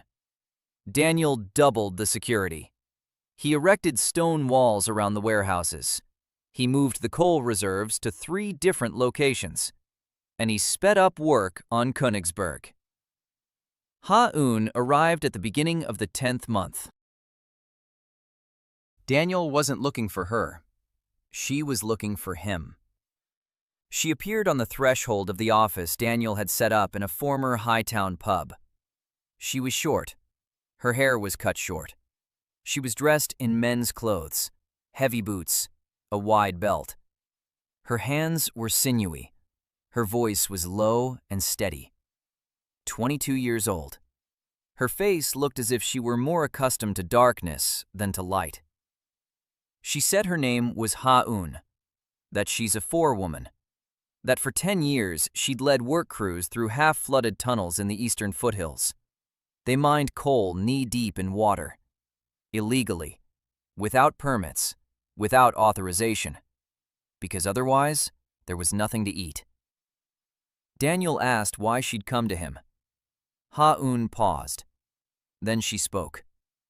Her last work team. 8 people. A cave-in in a flooded tunnel. Water rushed in through a crack she'd seen a week earlier. She'd said they needed to leave. The crew foreman didn't listen. They needed coal. They needed money. A week later, the wall collapsed. 8 people, including her brother. She was the only one who made it out, because she was standing at the entrance checking the support, just as she did every morning. Ever since then, she hasn't been able to sleep without the light on.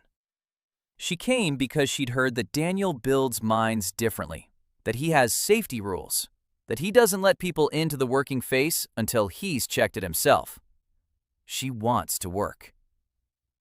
Daniel looked at her. He saw her hands. He saw her eyes. He saw what lay behind them. A person who knows what it's like to lose everyone, and who doesn't want that to happen again. He said, "I need a head of underground safety, someone who has the authority to halt any work with a single word. No discussion. If you say, 'Let's get out,' then everyone gets out. The workers, the foreman, me too." Ha-Un looked at him. She was silent. Then her eyes glistened. She quickly looked away, cleared her throat, turned back, said, "I agree." Daniel nodded, held out his hand. The handshake was firm. He gathered all the workers that same day, 32 people, and introduced Ha-Un. He announced to everyone, "If Ha-Un says, 'Let's get out,' then everyone gets out. No discussion, no questions. Even if you think everything's fine. Even if I myself say everything's fine." Her word carries more weight than mine when it comes to safety underground. The workers listened. Some exchanged glances. A woman, young, in charge of the men down in the mine. But Daniel's voice was such that no questions arose. Ha-un stood nearby. Her back was straight, her face was stony. Her hands were clenched into fists at her sides. She held it together. Later that evening, Martha found her behind the dormitory. Ha-un was sitting on the ground, crying quietly. Martha sat down beside her. She didn't say anything. She just sat there. Half an hour later, Ha-un stood up. She wiped her face. She went into the mine to check the support. Daniel began preparing the second Königsberg deep mine for iron ore extraction. The guild sent an arsonist who destroyed a third of the coal reserves. Daniel responded by strengthening security and accelerating the expansion. Ha-un joined the team as the chief underground safety specialist, with the authority to halt any operations. By the end of the first year, Daniel had 2 mines in operation. Hightown Dip was producing coal, a steady 4 metric tons a day, sometimes 5. Kingsburg Deep was still being dewatered. 2 steam engines stood at the entrance, roaring day and night. The water flowed out black and thick. It smelled of iron. A good sign. Ha-un descended on a cable every day. She inspected the walls. She listened to the rock. She climbed back up. She reported. So far, everything's solid. So far. She never said everything was fine. She said, so far. Daniel appreciated that. The number of people had grown to 70. Workers, blacksmiths, carpenters, carters, security, cooks. Daniel remembered each one by name. For now, at least. It was getting harder and harder. The numbers were growing.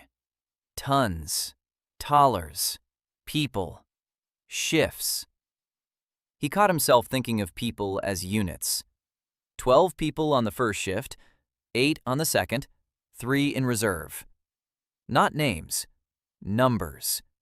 And he hated himself for it. One morning, Hannah brought him a note from Werner. A worker named Klaus had injured his hand down in the mine. A rock had fallen on his wrist. A fracture. Daniel went to the infirmary. Klaus was sitting on a bench. His hand was wrapped in a rag. His face was ashen with pain. His wife stood nearby with their 2 children, a girl of about 6 and a boy of about 4. Daniel knelt down in front of him.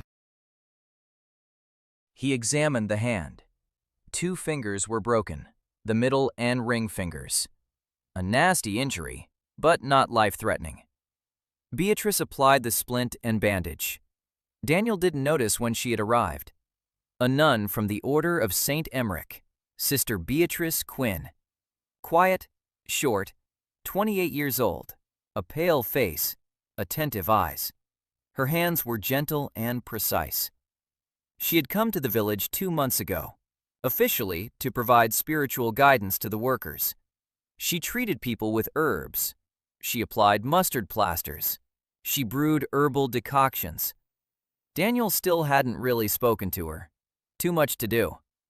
Now he stood watching as she bandaged Klaus's arm. With a rag. A dirty rag. One that had surely been used for else. Klaus winced. His wife was crying. The children were watching. Daniel waited until Beatrice was finished. Then he took her aside. He asked what she'd used to wash her hands before touching the wound. Beatrice looked at him in confusion. She said she'd rinsed them with water. Daniel closed his eyes. He took a deep breath. He opened his eyes. He asked if she had an hour to spare. Beatrice nodded.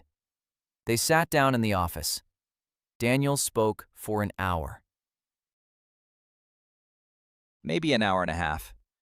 He told her what he knew. Germs. Creatures so small that the eye cannot see them. They live everywhere. On your hands, on instruments, in dirty water, in the soil. When they get into a wound, a person gets sick.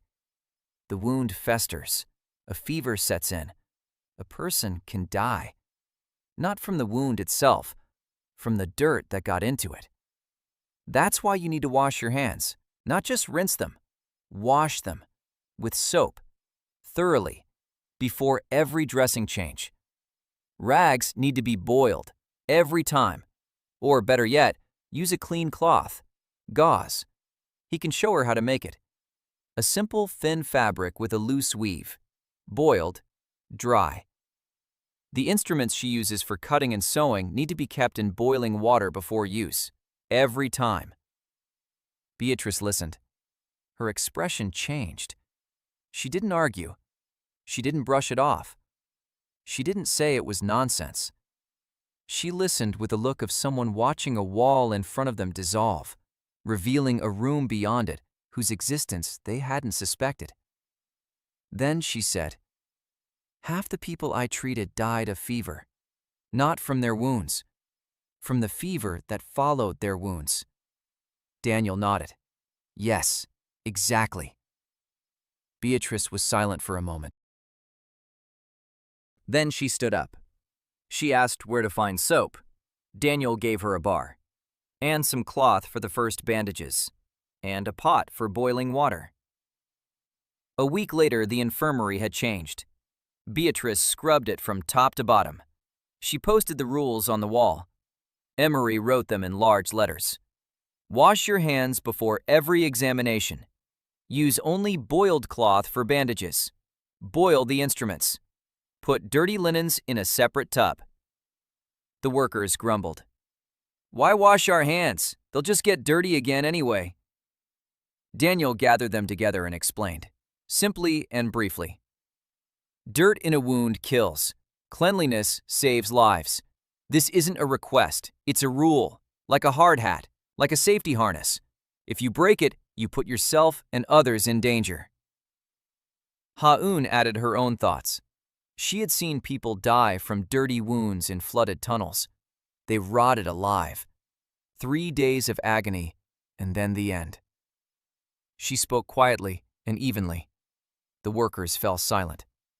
No one grumbled anymore. Beatrice went about her work, quietly, methodically. She recorded each patient in a small notebook. Date, symptoms, treatment, outcome. Daniel noticed the little notebook. He asked what it was. Beatrice said she wrote everything down. Since she was 8. Ever since she joined the order. A habit. Daniel nodded. He asked why the abbot had sent her here specifically. Beatrice hesitated. Then she told the truth. The abbot had ordered her to observe, to watch Daniel, to watch what he does, to watch what he finds in the mines, especially in the deep mines. Daniel asked why. Beatrice said she didn't know. The abbot hadn't explained. He'd only said that it had to do with the monastery of St. Emmerich and a book kept in its library. Beatrice doesn't know which book. She was told to watch and report. She watched for 2 months. She saw how Daniel worked, how he treated people, how he built things, how he healed. Now she had told him the truth, because she believed a person had the right to know when they were being watched. Daniel was silent. The monastery of St. Emmerich, the book, the deep mines. He recalled the early days, the ditch under the bridge, the language that had appeared in his mind on its own. The world he'd ended up in wasn't by chance. Someone or something brought him here, and someone knows about it, or suspects it. He looked at Beatrice. He said, "Thank you for telling me. Keep treating me, and keep taking notes. Everything you see. Someday, I'll need your notes." Beatrice nodded. Her face showed relief. And something else. Respect. Not for the engineer. Toward the man who, upon learning he was being spied on, didn't get angry, didn't fire anyone, didn't demand proof of loyalty. He simply accepted it, and continued working. That evening, Daniel sat alone in his office. Before him lay maps of the mines, blueprints of the machines, the ledgers Isolde had kept. Numbers. Everywhere, numbers. 72 workers, 2 mines, 1 steam engine in operation, 2 under construction, contracts with the Duke and the Baron, a debt to Bren for the last order, the apprentice school he'd promised to open but hadn't, a letter from the royal treasurer demanding that the business be registered and that a new tax on mechanized enterprises be paid, a term that didn't exist in Vergellen's laws a month ago. It had been invented specifically for Daniel. Isolde said the guild was behind it. Grain was acting through the treasury. Money, politics, pressure, all at once. Daniel slumped back in his chair. He rubbed his face with his hands. His back ached, an old injury. His head was buzzing. He hadn't slept properly in 3 days. And he thought what he'd been thinking more and more often. He was alone. One man with a head full of knowledge that had supported tens of thousands of engineers and millions of workers in his former world. Here, there was none of what they had relied on. No rolling mill, no lathe with decent precision, no standard threads, no chemistry lab, no telegraph, not even a proper postal service. Every project of his starts with making a tool. To make a tool, to make a part, to make a machine. And if he takes to his bed, if his back gives out, if he comes down with a fever, if he simply collapses and can't get out of bed, everything will fall apart within a month. Because no one here knows what he knows. Not yet, anyway. A school. We need a school. Urgently. Not in a year. Right now. He has to pass on his knowledge, at least the basics, to at least 10 people, so that if something happens to him, the machines won't stop, the mines won't flood, people won't be left without work. Daniel opened his notebook. He wrote, Apprentice School, 40 spots, schedule, subjects, reading blueprints. Fundamentals of mechanics, metalworking, casting, steam engines, underground safety, geology. He wrote until dawn. When Hana came in the morning, she found him asleep at the table, his head on the notebook, a pencil in his hand. She stood there for a moment. Then she quietly covered him with his jacket and went off to hand out the morning work assignments herself. Daniel met Sister Beatrice Quinn, a nun and herbalist, who confessed that the abbot had sent her to keep an eye on him and on what might be found in the deep mines. He taught her the basics of hygiene and reformed the infirmary's operations. The royal treasurer imposed a new tax on mechanized enterprises specifically to target Daniel. He realized he had to urgently open a school for apprentices to pass on his knowledge and avoid becoming the sole point of failure. The school opened a month later. Daniel didn't wait for a building. He held the first classes under a canopy near Martha's smithy. 40 spots, 60 signed up. He accepted 42, 2 over the quota because he couldn't bring himself to turn them away. One was the son of a miner from Königsberg who had died in an accident. The second had walked for 4 days from a village Daniel had never even heard of. A 14-year-old boy, barefoot, hungry, with a familiar fire burning in his eyes, a thirst for knowledge. Daniel knew that look. He'd seen it in the mirror 30 years ago. He taught himself. 2 hours every morning before his shift, reading blueprints. Emery helped. She turned out to be a natural teacher, patient, precise. She knew how to explain things so that even the dullest apprentice would remember by the 3rd time. Daniel explained the principles: leverage, pulleys, pressure, boiling point, Heat transfer. He translated formulas into words, words into examples, examples into problems you could actually touch. Here's a cast iron cylinder. Why did it crack? Because it cooled too quickly. The outer wall contracted before the inner one. Stress, a crack. How to avoid it? Slow cooling. Buried in the ground, at least 2 days. Touch the crack with your finger. Remember, never rush the cooling process. Marta taught the metalworking lab. Ha-Yoon taught safety.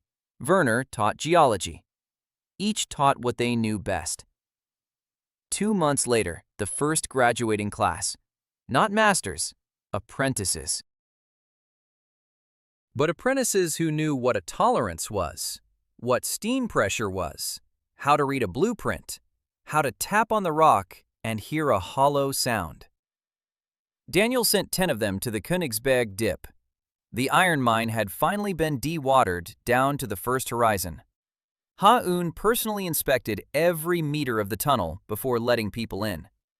The first ore was brought to the surface in baskets. Heavy, reddish, rich. Daniel picked up a piece. He scraped it with a knife. Pure hematite, at least 50% iron. He sent the sample to Bren.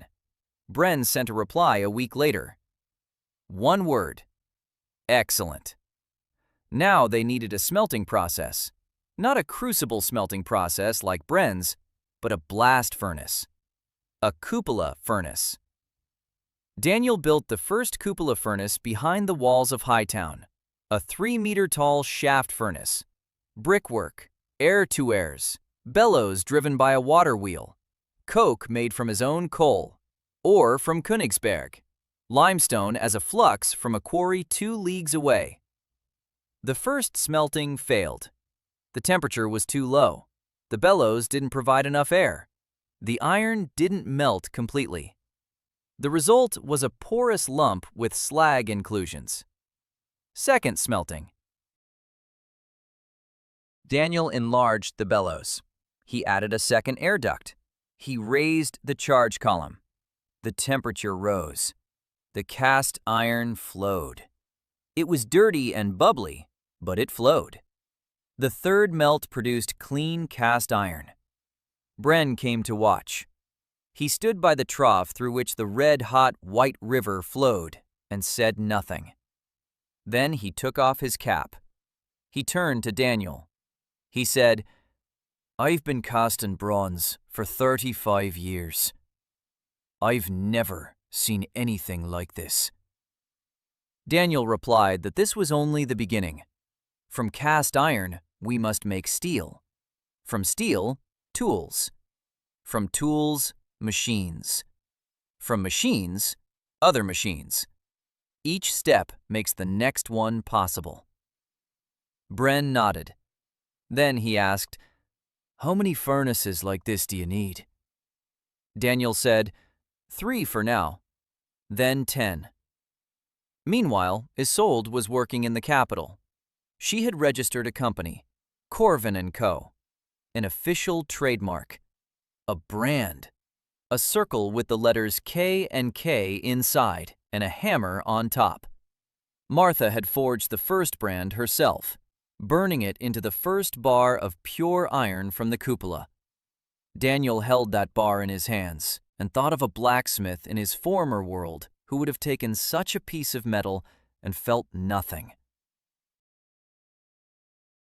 But here, this bar meant that, for the first time in 200 years, Vergellen was producing its own iron.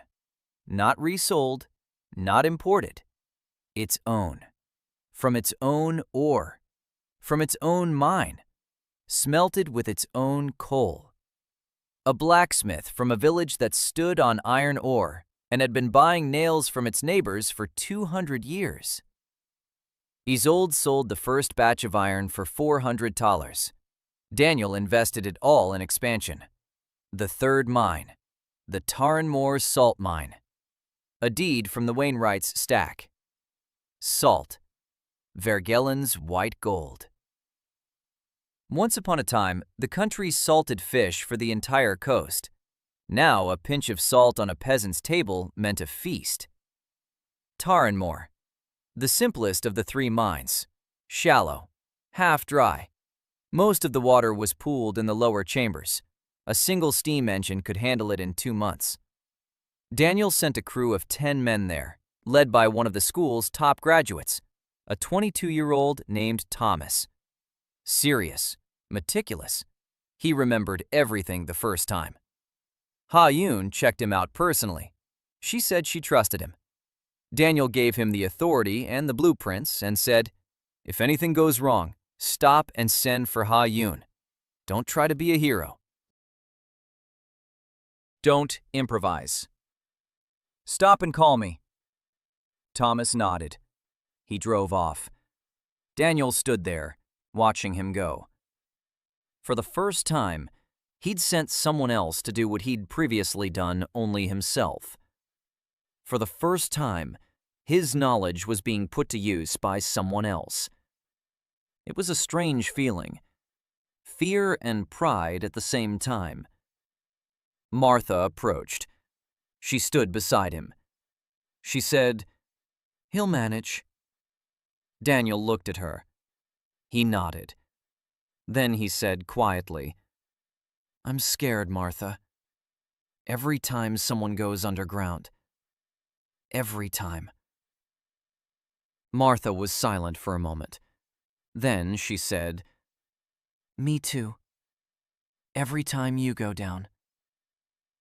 They stood side by side, without touching each other. But the distance between them had grown smaller, by half a breath.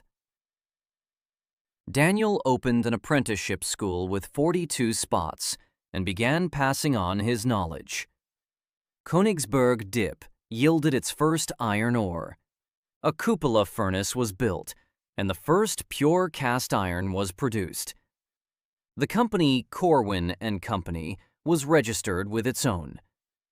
Work began on the third Taranmore mine. For the first time, Daniel sent an apprentice to manage a mine on his own. A year and a half. Corwin and Company. 3 operating mines, 140 workers. Their own coal production, their own iron. Salt from Taranmore hit the market and caused prices to plummet by half within 2 weeks. For the first time in a generation, the peasants salted meat for the winter without having to scrimp on every grain. Daniel didn't think of this as an achievement. He thought of it as a beginning. Isolde brought news from the capital, good and bad. The bad news: the royal treasurer had approved a tax on mechanized enterprises, 20% of their income, twice the standard tax rate. Isolde said it wasn't just the guild behind this. It was the League of 7 Cities. They had begun putting pressure on the treasury, because every metric ton of Vergellen's own iron is a metric ton of iron they didn't buy from the League. Every pood of Corwin salt is a pood of salt that League merchants didn't bring in. Daniel started hitting them where it hurts, in their wallets, and they felt it. The good news: King Albrecht III is requesting an audience. Not at the palace, at Daniel's factory. For the first time in Vergellen's history, a monarch is traveling to a subject rather than a subject traveling to a monarch. Isolde said this means 2 things. First, the king wants to see everything with his own eyes. Second, the king wants the court to see that he's going to Daniel. A political gesture, a show of support, or a demonstration that the king wants his share too. Daniel had been preparing for the visit for a week. Not for a reception, for a showcase. He didn't want the king to see a mine or a machine. He wanted the king to see the future. The king arrived with an entourage of 20 people. Old, thin, tired but piercing eyes. 67 years old, 30 years on the throne, 30 years of watching his country slowly sink into debt. Daniel met him at the gate. He didn't bow. Not because he lacked respect, because he didn't know how. Isolde whispered to him that one should make a half bow in the king's presence. Daniel did something halfway between a nod and a bow. The king smiled slightly. First, Daniel led him to the steam engine. The engine was running. The connecting rod was swinging. Steam was hissing. Water was pouring out. The king stood and watched for a long time. Then he asked, "How many horses does this engine replace?" Daniel replied, 20, maybe 25, and it doesn't get tired. And it doesn't eat oats. Just coal, which we mine right here. The king nodded. Then Daniel led him to the blast furnace. He showed him how the ore is smelted, how the cast iron flows, how it's poured into molds. Martha's forge. Martha was forging a part for a new pump right in front of the king. Nothing showy, just ordinary work. Blow after blow, steady, precise. The king looked at her hands, the hands of a female blacksmith, scorched up to her elbows. Then he turned to Daniel and said, "You have women working for you." Daniel replied, "I employ those who know how to work. Gender doesn't matter. Skill does." The king was silent for a moment. Then he said something to his chancellor, who jotted it down. Emery showed the king the drafting table, 20 sheets on the walls, machine blueprints, mine diagrams, construction plans. The king stopped in front of one drawing, a cascading drainage system for a deep mine. 6 pumps, one above the other, connected to steam engines on the surface via a system of rods half a kilometer long. The king asked what it was. Daniel said, "This is the drainage project for the Silver Well, the deepest mine in Kalen. If we drain it, Vergellen will become the largest silver producer on the continent. We'll be able to pay off our debt to the League in 3 years." The king was silent, staring at the drawing. Then he turned to Daniel. The old man's eyes were moist. He said, "My father dreamed of this, and his father, and his. 3 generations have dreamed of it. You are the first to show me not a dream, but a blueprint." Daniel replied, "A blueprint isn't a mine yet, but it's the first step." The king left that evening. Before his departure, he signed 3 decrees. First, the tax on mechanized enterprises is reduced to 10%. Second, Corvin and Company is granted the status of royal supplier. Third, Master Corvin has been granted the right to open a technical school with support from the treasury. Isolde read the decrees. Her hands trembled slightly. She looked up at Daniel and said, "Do you understand what just happened?" Daniel said he understood. They were no longer just a small private business. They were a political force. And that meant their enemies would become more serious. He turned out to be right. 2 weeks later, the League of 7 Cities declared a technical embargo. A ban on the import of steel and copper into Vergellen. Complete. No exceptions. Not a single League merchant would sell Vergellen a single pound of steel, not an ounce of copper. The blow was precisely calculated. Daniel wasn't producing steel yet. He had cast iron, but no steel. Steel requires either a converter smelting process or a crucible process. Both require temperatures and precision that he didn't yet possess. He didn't mine copper at all. Copper tubes, parts, and valves, everything was purchased from League middlemen. Now that supply line was cut off. Daniel sat in his office. Before him lay a list of everything the company had been purchasing from outside sources: steel, copper, tin, lead, window glass, paper, paint. A long list. For each item, he could name what was needed to produce it in-house. And for each item, the answer was the same: time. Time that the League had no intention of giving him. He stood up, went outside, looked at the smoke rising from the cupola's chimney. Then he said to Martha, who was standing nearby, "We need to make our own steel." Martha asked how. Daniel took out a notebook and began to sketch. The company grew to 140 workers and 3 mines. King Albrecht III personally visited the plant and signed decrees of support. The League of 7 Cities responded with a technical embargo on steel and copper. Daniel began planning his own steel production. Steel, the most important metal in Daniel's world, and the most complex. Cast iron is iron with a high carbon content. It's brittle, hard. It casts well, but breaks on impact. Steel is iron with a low carbon content. Strong, resilient. It springs back. It cuts. It withstands loads. To turn cast iron into steel, you need to remove the excess carbon. In his world, this was done in various ways: the Bessemer converter, the open hearth furnace, and the oxygen converter. Daniel couldn't build any of them here and now, but there was one old method: puddling. A bath furnace with a reflective arch. The cast iron melts on the furnace hearth. The puddler stirs the molten metal with a long iron bar. Air comes into contact with the metal. The carbon burns off. Gradually, the molten cast iron turns into a dough-like mass of low-carbon iron, pig iron.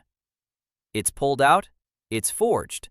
The result is wrought iron, almost steel. Not real crucible steel, but good enough for most tasks. Tools: springs, suspension springs, machine parts. Daniel built a puddling furnace in 3 weeks. Bricks, fire clay, grate bars. Chimney, working window. A base of tamped sand mixed with iron scale. He conducted the first melt himself. 4 hours. The hardest physical labor he had ever done in this world. The scrap weighed 20 kilograms. The heat from the furnace scorched his face. Sweat streamed into his eyes. His back screamed with pain. But he kept stirring, hour after hour. He watched the color of the metal, the sparks, how the mass thickened and began to clump together. When the ingot was ready, he pulled it out with tongs. He dropped it onto the anvil.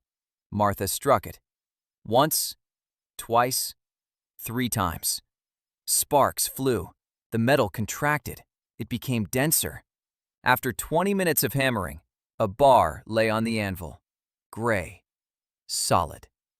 Daniel picked it up. He tapped it against the edge of the anvil.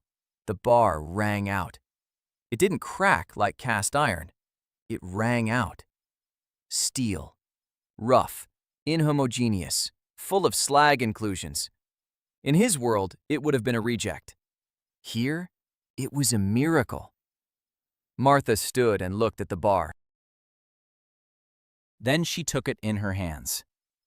She ran her finger over the surface. She looked up. There was something in her eyes that Daniel hadn't seen before. Not respect, not gratitude, something more. She said, "Can I keep it?" Daniel said, "Of course." Martha tucked the bar into her apron pocket. Vergellen's first bar of steel. Then she turned back to the furnace and began working. But Daniel noticed that she was wiping her cheek with the back of her hand. Daniel trained 3 puddlers over the next month. The work was hellish. The heat, the drudgery, the monotony. 4 hours at the furnace without a break. Not everyone could handle it, but those who did became the best workers at the plant. Steel production was slow at first, 2 puds a day, then 4, then 6. The quality improved with every melt. Daniel experimented with the charge composition, the temperature, and the puddling time. He recorded everything. Emery plotted the results in tables. 2 months later, Corvin and Company was producing 10 puds of steel a day. Not much. By the standards of his world, a laughably small amount. A single modern converter could produce that much in a minute. But here, that was all there was. Because no one else could produce any more. For the first time in 200 years, Vergellen had its own steel. Isolde sold it by the piece. Every bar bore the Corvin and Company stamp. Blacksmiths from all over the kingdom came for it. Some of them cried. Daniel saw an old blacksmith from a distant province take a steel bar in his hands and remain silent for a long time. Then he said, "My grandfather forged swords from metal like this. I forged only from imported scrap. My grandson will forge from this." "Thank you," Daniel nodded. He turned away. He swallowed hard. Then he walked back to the furnace. He had to prepare the next melt. The League replied, "Not economically, physically." On the road between Königsberg and Hightown, an ore convoy was attacked. 10 drivers, 4 wagons. The attackers were masked, professional mercenaries. They beat the drivers, cut the reins, stole the horses, dumped the ore into a ravine. They left no note. They didn't need to. Daniel stood by the overturned wagons and looked at the beaten men. One had his teeth knocked out. Another had a broken rib. A third had a stab wound in his shoulder. Beatrice was bandaging them, with clean bandages. With sterilized instruments. She worked silently and precisely. Daniel looked at the blood on the road and thought, he was an engineer, not a warrior, not a politician, not a strategist. He knew how to build machines and drain mines. He didn't know how to fight mercenaries and merchant guilds. But he would have to, because if he didn't learn, his people would pay for his incompetence with their blood. He returned to Hightown. He convened a council. Martha, Werner, Ha-Yun, Emery, Isolde, Hannah, Beatrice. 7 people, his inner circle. He explained the situation. The League had resorted to outright violence. It would get worse. We need protection, not women with torches at night. Real protection. Armed. Organized. Isolde said she could negotiate with Baron Oldenheim to provide a militia to guard the convoys. The Baron already receives coal under contract. It's in his interest for the convoys to reach their destination. Ha-Yun said she knows people in the eastern foothills. Former guild members. Tough. Reliable. Used to danger. They could be turned into guards for the mines. Martha was silent. Then she said one thing. We need weapons. Our own. Daniel looked at her. Then at the steel bar with a brand lying on the table. Then back at Marta. He said, "You'll be the one to forge them." A month later, the Corvin and Company security detail consisted of 20 men, armed, trained, stationed at key points: the mines, the roads, the warehouses, the factory. The supply trains traveled under escort. There were no more attacks. For now. Daniel knew the League wouldn't stop. They would find another way. Political, economic, military. He had to be faster. Always faster. Daniel built a puddling furnace and produced his first batch of steel. The League of Seven Cities shifted from an embargo to outright violence and attacked an ore convoy. Daniel organized an armed security detail for the company. Steel production reached 10 puds a day. For the first time in 200 years, Vergellen had its own medal. 2.5 years. The Silver Well. Daniel stood at the edge of Vergellen's deepest mine and looked down. A black hole in the rocky slope of Mount Kalen. The portal was built of hewn blocks. Each block was the size of a wagon. 300 years ago, someone had been very determined to keep people from coming in here. But Daniel was here. His entire team was with him. And 6 steam engines. 6. The most powerful ones Bren could cast.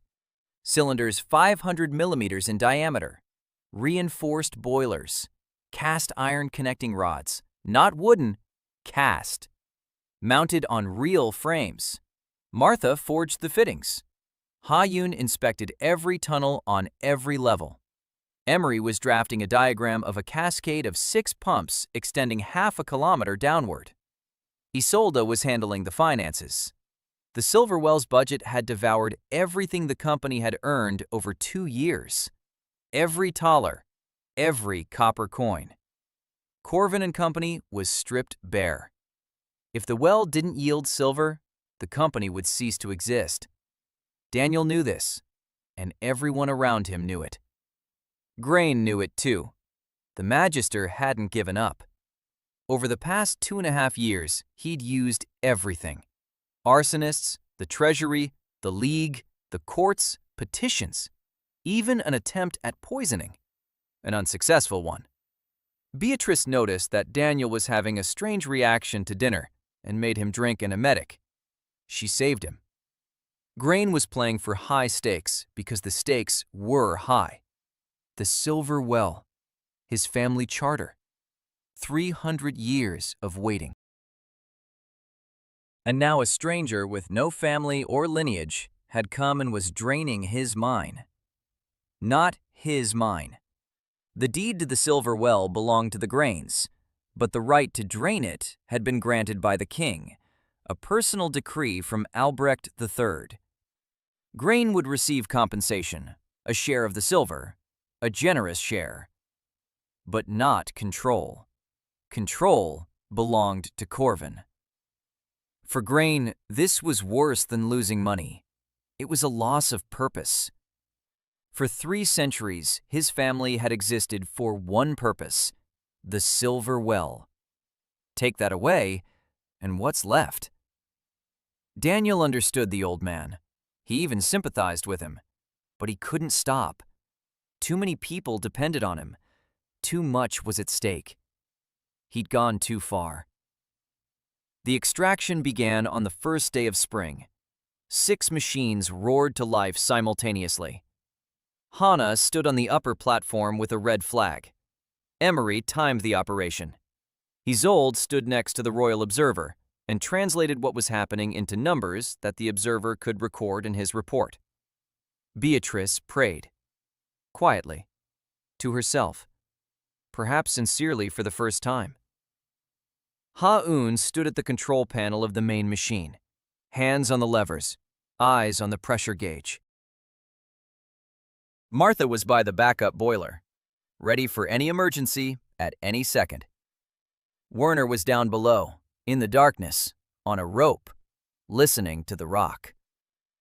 Water started flowing. Lots of water. Thousands of cubic meters. Dirty, cold, 300 years old. It carried with it rust and clay and small stones and someone's old tool. A wooden scoop, the remains of a leather bucket, a bone, a human one. Daniel picked it up, set it aside. He'd give it to Beatrice later, let her bury it properly. The first day, the second, the third, the machines ran non-stop. The stokers rotated every 8 hours. Ha-Eun didn't leave the control panel. She slept for 2 hours at a time on a bench next to the machine. She'd wake up at the slightest change in sound. Martha didn't leave either. She sat by the spare boiler with a hammer on her lap, ready. On the fourth day, the third pump broke down. The rod snapped at a depth of 200 meters. Daniel descended into the shaft on a cable.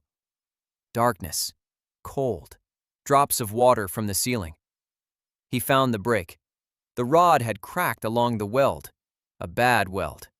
His work, his mistake. He climbed back up. He told Martha. She silently grabbed a pair of pliers and climbed down herself. With a lantern Daniel had made from a tin can and a candle. 3 hours in the dark, 200 meters down. Alone. With a hammer, pliers, and a strip of steel for a repair patch. Daniel stood above and waited. He couldn't go down himself. The shaft was too narrow. 2 people couldn't pass each other. Ha-eun stood nearby. She said nothing. Her face was pale. When Martha came up, dirty, wet, her hands scraped, Daniel stepped toward her. He took her by the shoulders, looked into her eyes, and for the first time in 2.5 years, hugged her. Briefly, tightly. Martha froze. Then she pulled away, looked at him, and said, "The rod is holding. I checked twice," and went back to the pump. The pumping continued. The 5th day, the 6th, a week, a month, 2, 3, half a year. Werner went deeper and deeper. He reported, 300 meters, old tunnels, silver veins in the walls, visible to the naked eye, shiny white threads in the dark rock. 400 meters, a large chamber, 10 meters ceiling, the walls glisten, silver, lots of silver. 500 meters, the very bottom, the water is receding. Another week. Maybe 2. Toward the end of the 6th month of pumping, Foreman Hines died. An old foundryman, one of Bren's first apprentices. He'd joined Daniel a year ago. Quiet, dependable, he knew every bolt in every boiler. A water breach on the 3rd level. The wall cracked. Water gushed into the tunnel where the young apprentice was working. Hines was standing closest to him. He pushed the boy out of the way. He took the full force of the water upon himself. He was thrown against the wall. Skull fracture. He died instantly. The apprentice survived. Not a scratch. Daniel stood over Hines's body in the wet tunnel and said nothing. People stood around him. Torches, drops falling from the ceiling. Silence. Then he began to cry. For the first time in 3 years in this world. Silently. Tears streamed down his dirty face and dripped onto the stone floor. Ha-eun stood beside him, holding his elbow. She just held him, so he wouldn't fall. Hines was brought to the surface. He was buried on the hill above the mine. Daniel forged the headstone himself. Master Heinz Lorenz, foundryman, the man who stood between the water and the boy. They didn't stop work. They couldn't. Stopping the pumping half a kilometer in meant losing everything. The water would come back. 6 months of work down the drain. Another death for nothing. Daniel wiped his face. He went back down. He personally sealed the crack with grout. Clay, cement, liquid glass. 3 hours on his knees in icy water. The wall held. The water stopped. The pumping continued. Pumping began at the silver well using 6 steam engines. 6 months of non-stop work. The 3rd pump broke down, and Martha descended 200 meters to repair it. When the water burst through, Foreman H. Heinz Lorenz shielding an apprentice with his own body. Daniel wept for the first time in his life. The mine reached a depth of 500 meters. In the 7th month of pumping out the silver well, the water receded from the last level. Werner descended on a rope in complete darkness, alone. As always, he was the first. He was down there for 40 minutes. When they pulled him up, there was no blood on his face. None at all. White, like paper. He silently handed Daniel 2 objects. The first, a silver nugget the size of a man's fist. Pure, heavy, white with a dull sheen. They hadn't seen silver like this in Vergelen in 200 years. Daniel took it in his hand.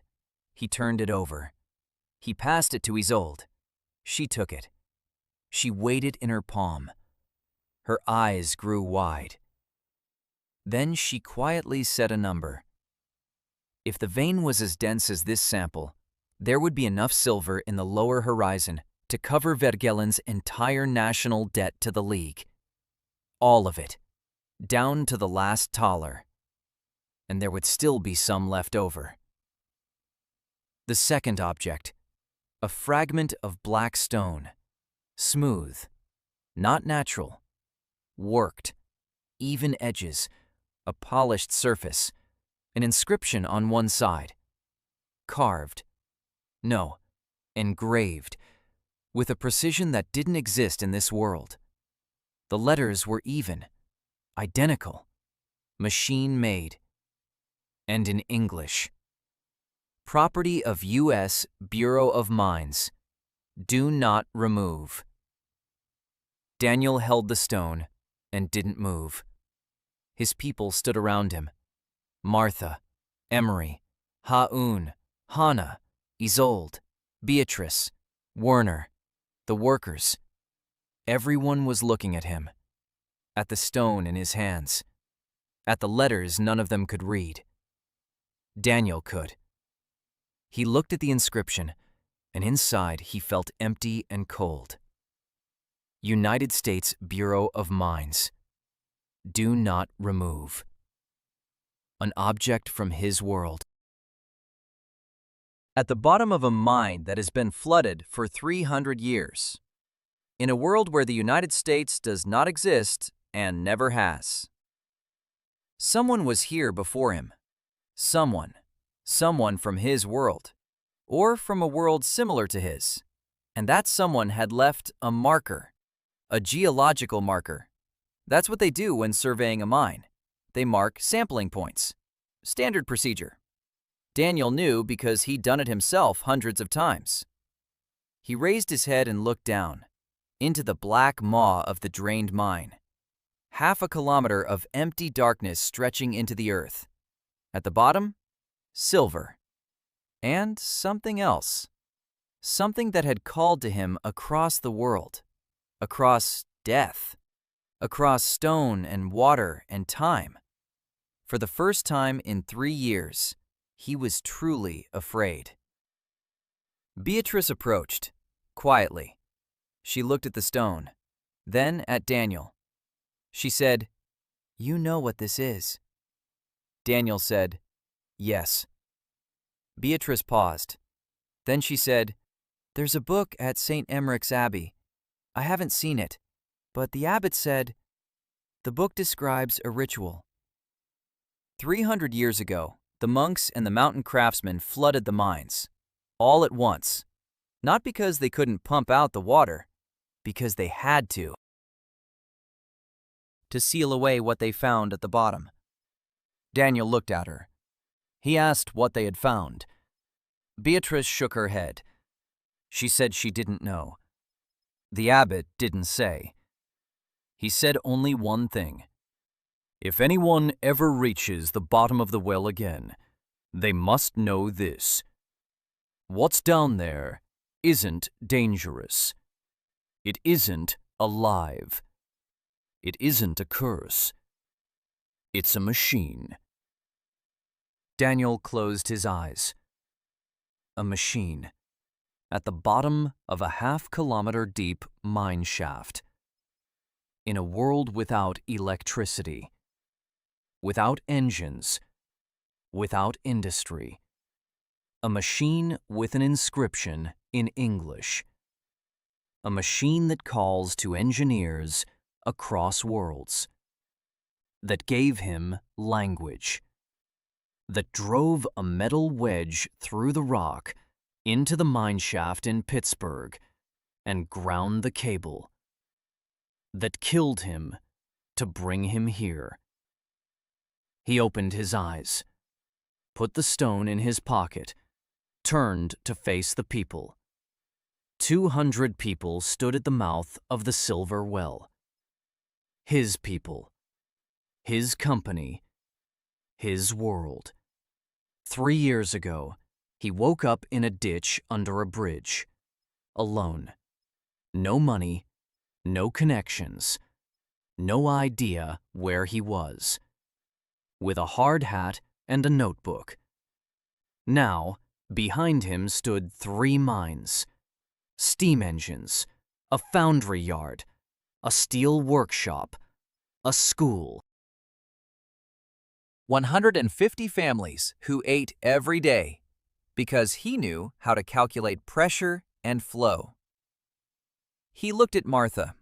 She stood calmly, her arms crossed. Her eyes were warm. She was waiting. He looked at Emery. She was holding the notebook, pencil at the ready to write down his every word. He looked at Ha-eun.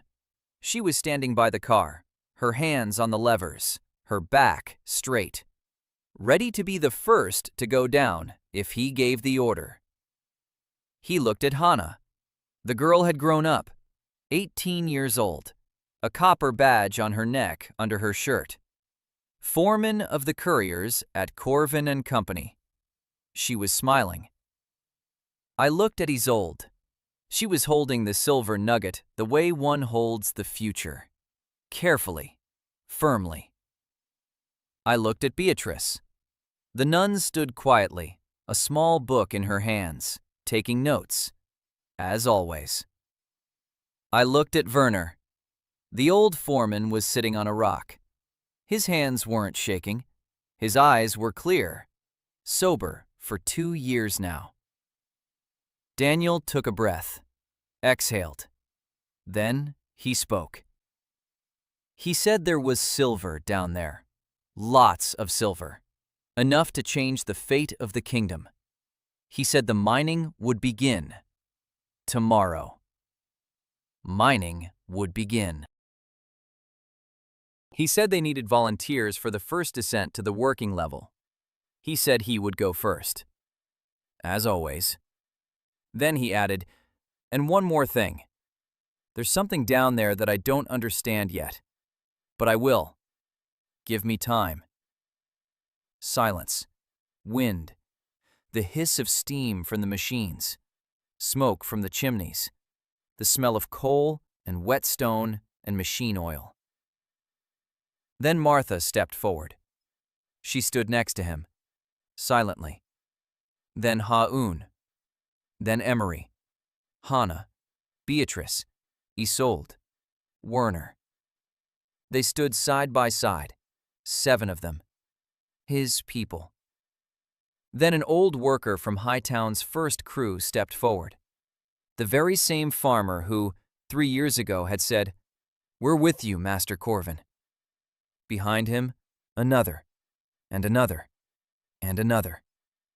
200 people, all of them.